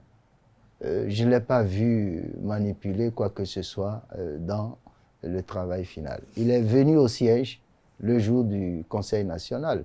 Il a présidé le Conseil national et pendant qu'il présidait le Conseil national, je ne l'ai pas vu influencer quoi que ce soit. Au contraire, j'ai vu un homme déterminé à faire en sorte que tout se passe dans de bonnes conditions. Vous savez, lorsque Maître Agbodjo avait été choisi, j'étais arrivé finalement deuxième et je devrais être le colistier. Mais pour des raisons internes, il avait été décidé de choisir quelqu'un d'autre. Le président Boni Yayi était celui qui m'avait invité pour échanger avec moi, pour me demander d'accepter la décision du Conseil national. Et je l'avais accepté. Je ne l'ai pas vu influencer quoi que ce soit. Au contraire, il a joué son rôle de médiateur pour faire en sorte que nous soyons unis au sein du parti. Donc, selon les travaux de la commission, vous étiez pressenti pour être le colistier? Oui, c'est-à-dire que lorsque la commission a fait son travail, on a mis des critères qui ont servi à écarter certaines personnes. Ça, c'est à l'interne. Donc, moi, je devrais être les deux. Je devais être le colistier si Maître Agbodjo était choisi comme le principal candidat. Mais pour des raisons internes, on a décidé de faire autrement. Et lorsque cette décision a été prise, le président Boni Yayi a joué à la médiation, il m'a reçu, il a échangé avec moi, les membres de la commission m'ont reçu, ils ont échangé avec moi et j'ai adhéré à leur décision et ça a été ratifié par le Conseil national. Je n'ai pas vu le président Boni Yayi manipuler quoi que ce soit, que les gens cessent de dire bon, qu'il Mais comment avez-vous vécu l'événement Michel Sodino? Moi, ça a été une surprise. D'abord, compte tenu de mes relations particulières avec lui. C'est un cohabitant à Porto-Novo, c'est un frère, c'est un ami. Nous avions fait le chemin ensemble au sein du parti. Lorsque ce parti était créé, lui et moi, nous avions travaillé ensemble. Michel Sodino? Michel Sodino. j'ai été surpris par ce qui s'est passé et jusqu'à aujourd'hui, je n'arrive pas à y croire. Vous avez tenté de l'appeler, de le contacter? Vous avez tenté d'aller à son domicile? Il reste un frère, il reste un ami, il reste un cohabitant. Je pense que depuis... Vous êtes peiné? Je suis très peiné, j'ai été très peiné par la situation. Vous avez lu beaucoup de choses sur les réseaux sociaux. Beaucoup de personnes, dont moi-même, ont tenté de rentrer en contact avec lui. Mais il était resté fermé au dialogue. Bon, c'est sa décision qui nous a créé de tort. Comment vous arrivez à comprendre cette décision? Moi, je n'arrive pas à comprendre cette décision étant donné que... Vous avez suivi sa vidéo quand même, dans laquelle il expliquait que le parti avait des dissensions internes, il y avait du clanisme. Non. Monsieur le journaliste, Monsieur Michel Sodinou est le coordonnateur du parti Les Démocrates dans la 19e circonscription électorale. Comme tout parti politique, il y a toujours des difficultés entre militants, entre responsables. Et je peux vous dire que le président Boni Yayi a géré efficacement les difficultés qu'il a rencontrées avec certains militants, certains coordonnateurs de la 19e circonscription. Nous avions fait plusieurs séances au domicile du chef de l'État pour apaiser les uns et les autres. Et au-delà de ça, lorsque le député Michel Sodinou arrive à dire qu'il n'est pas d'accord avec le choix qui a été fait, c'est son opinion sur le choix qui a été fait. Vous comprenez cette opinion-là? Moi, je n'arrive pas à comprendre cette opinion étant donné qu'il n'a pas siégé dans la commission. Est-ce que Éric Ngoundété, son nom était agité comme candidat? Moi, je pense qu'il a utilisé le nom de Éric Ngoundété pour justifier son acte. Parce que le président Éric Ngoundété est toujours resté membre du parti, vice-président du parti. Nous avions passé une semaine à la Sénat. Il est resté avec nous toute la semaine à la Sénat, jusqu'hier, pour travailler sur les dossiers de candidature aux élections municipales et communales. Moi, je n'ai pas les preuves que le député Éric Ngoundété ait été à la base de ce qu'il a fait. Mais moi, j'en conclus qu'il a juste utilisé sa proximité avec le président Éric Ngoundété pour justifier son forfait.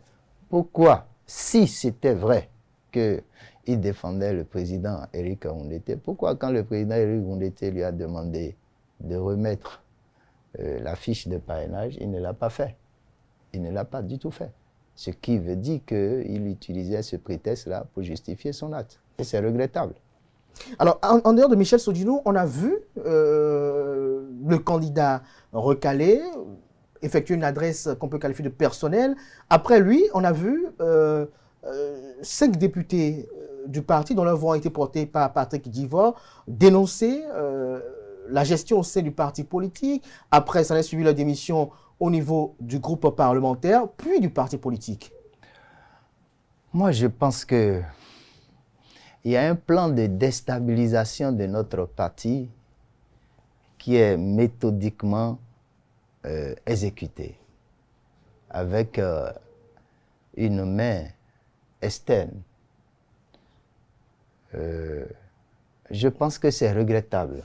Mais est-ce que si éventuellement ce que vous dites est avéré, est-ce que cela ne se fonde pas sur l'effectivité de problèmes internes qui sont en lien avec la gestion du parti? Il n'y a pas de parti politique sans problème interne.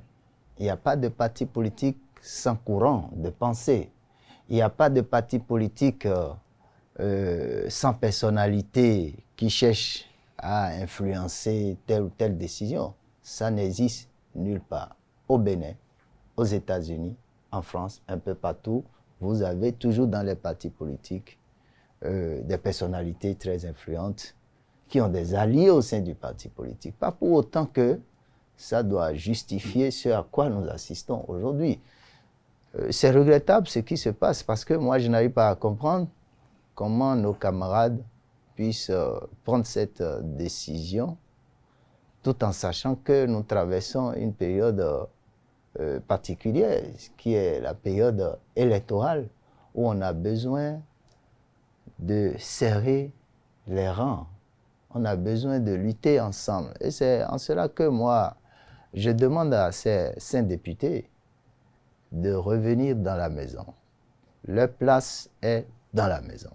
Leur place n'est pas là où ils sont en train d'aller. Étant donné que nous avions lutté tous ensemble en 2020 pour créer ce parti, et de 2020 à 2025, nous avions fait le combat ensemble. Leur attitude se justifie par un certain nombre de frustrations. C'est normal qu'on soit frustré. Vous êtes aussi frustré?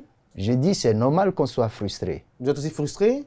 Non, moi je ne suis pas frustré. Okay. Moi je trouve normal que dans un parti politique, il y a des courants d'idées, il y a des personnalités influentes qui cherchent à influencer les décisions. Moi je trouve ça normal parce que je suis un enseignant de sciences politiques. J'enseigne la sociologie politique. Je sais ce que c'est qu'un parti politique. Ça ne me surprend pas, ces comportements. Mais je voudrais dire aux camarades de revenir dans la maison. Parce que leur place est dans cette maison. Ce que nous défendons, c'est une cause nationale. Ce n'est pas une cause liée à une personnalité.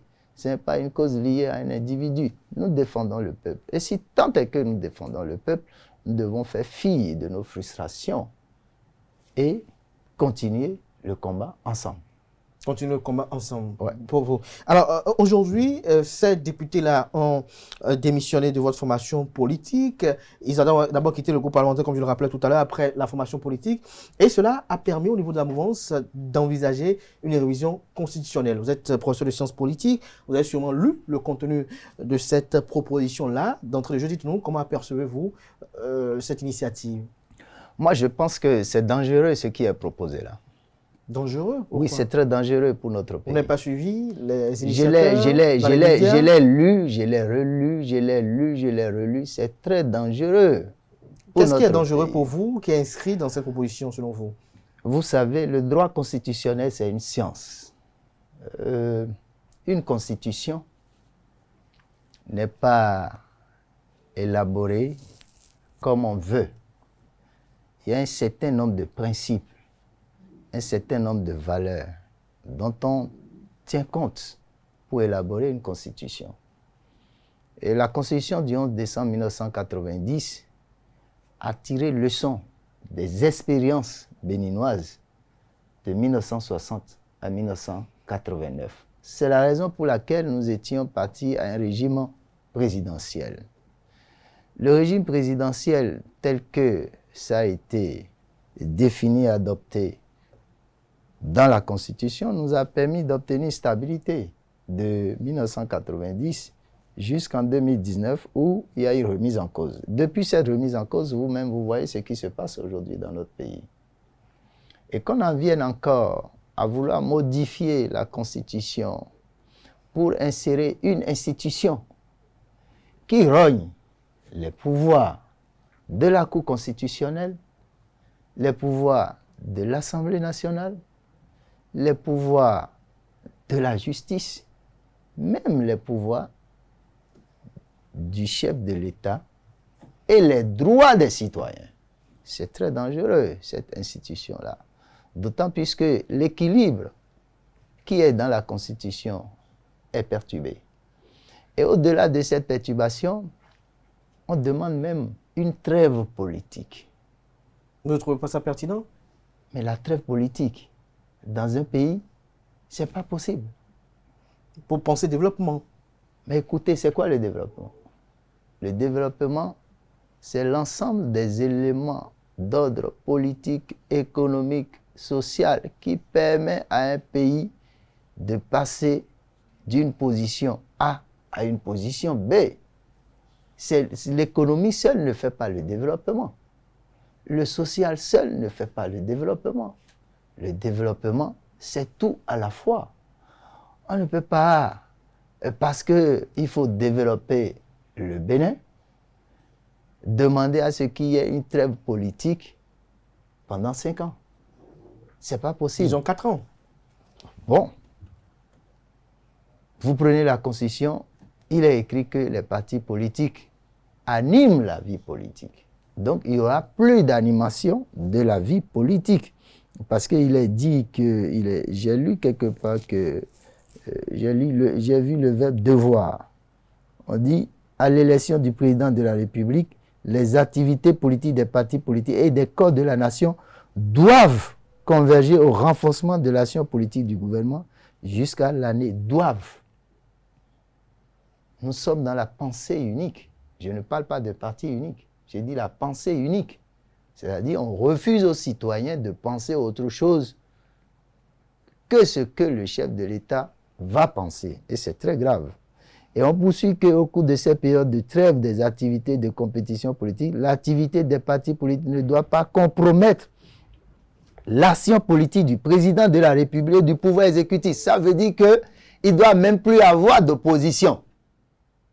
Parce qu'on dit l'action ne doit pas compromettre l'action politique du président de la République et du pouvoir exécutif. Il ne doit pas avoir d'opposition. Il ne doit plus critiquer le chef de l'État. Mais c'est grave pour notre pays. C'est-à-dire que on faisait le requiem de la démocratie.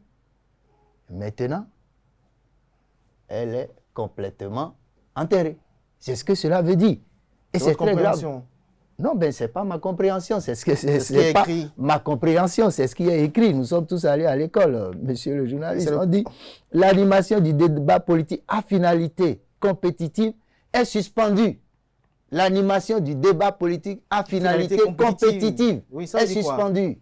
La compétition politique, mais il n'y a plus de compétition politique. Mais ça n'empêche pas que vous puissiez émettre des critiques, des commentaires. Eh ben, il y aura des critiques quand il n'y a pas de compétition politique. C'est plus possible. Et on va plus loin. L'activité politique doit être contributive et concourir au succès de l'action politique mise en œuvre par la majorité en charge de la direction de l'État. Ça c'est inadmissible. Ce qui est dans cette proposition de loi. Et moi, je pense que les députés à l'Assemblée nationale doivent éviter d'adopter une proposition de loi de modification. De toute façon, il y aura des amendements qui arrachent aux citoyens leurs droits, une proposition de modification de la Constitution qui élimine dans notre pays l'existence de l'opposition. Parce que aujourd'hui, ceux qui sont au pouvoir, ce sont eux qui gouvernent. Demain, parmi eux, il y en aura qui vont se retrouver dans l'opposition. Vous voyez, c'est un jeu de rôle. C'est un jeu de rôle, la démocratie. Et dans ce jeu de rôle, il faut qu'il y ait la possibilité pour chacun et pour chaque parti politique de jouer ce rôle et que chacun et chaque parti politique soit protégé dans ce jeu de rôle. Alors, au-delà de ça... J'espère que vous serez disponible pour un débat contradictoire sur... Oui, je serai disponible. Dans les jours à venir, cette semaine, bien évidemment. Je vais évoluer un peu pour que vous découvriez ce qui se joue dans la création de cette institution. On dit le Sénat concourt à garantir la sauvegarde et le renforcement des acquis du développement de la nation, de la défense du territoire et de la sécurité publique. Mais écoutez, ça c'est le rôle du chef de l'État. C'est le rôle du pouvoir exécutif. Ça ne peut pas être le rôle d'un Sénat. Ce n'est pas possible. Et même dans la composition de ce Sénat, vous avez les chefs d'état-major des armées. Mais qu'est-ce qu'ils vont chercher là-bas?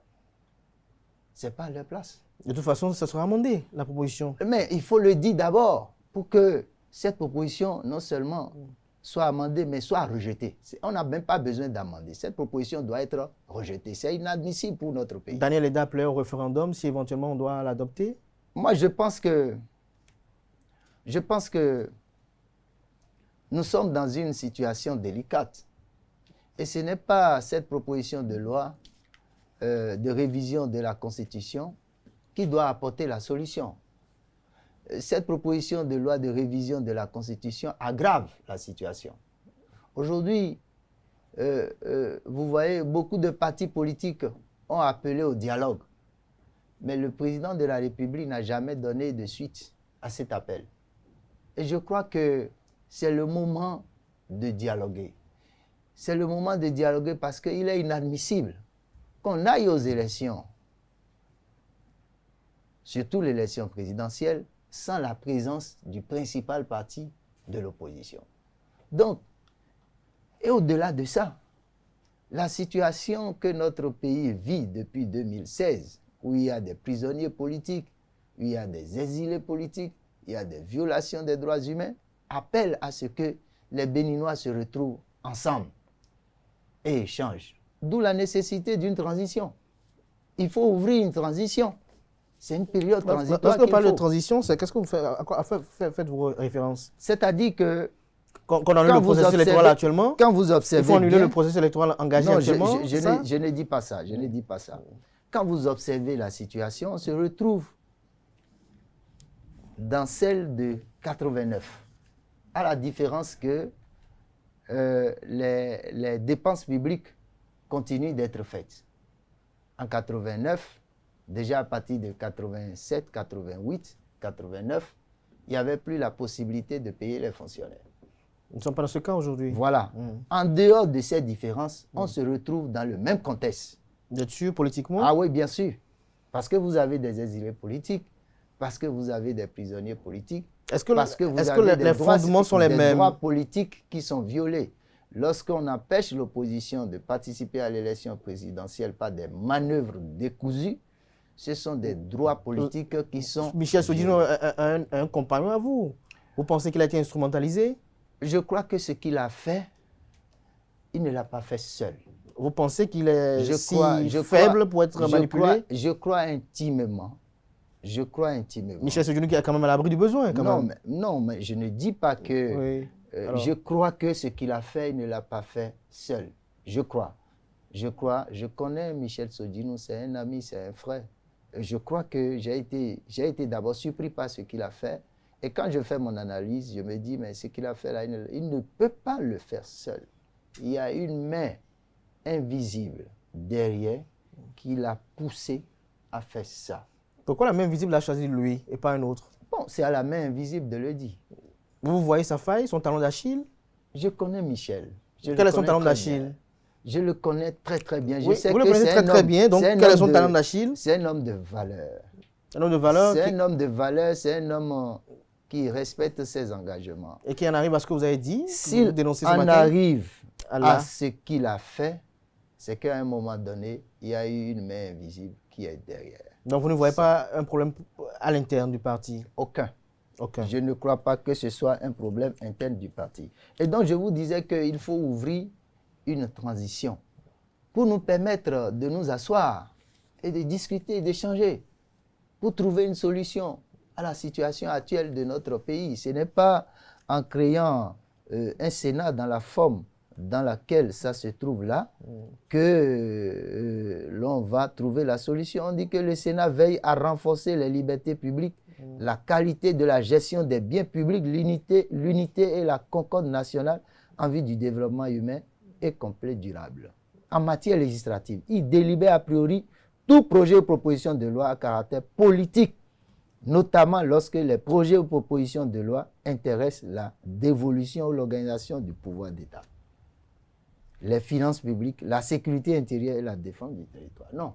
Moi, je pense que lorsque vous prenez la Constitution américaine, vous prenez la Grande-Bretagne, bon, le Royaume-Uni, même vous prenez la France. Vous voyez là où il y a deux institutions qui partagent le rôle législatif, ce n'est pas dans cette forme-là que c'est fait. De toute façon, dans cette forme-là, ce qui va arriver si il est voté, c'est qu'il y aura une crise entre le chef de l'État et ce Sénat-là.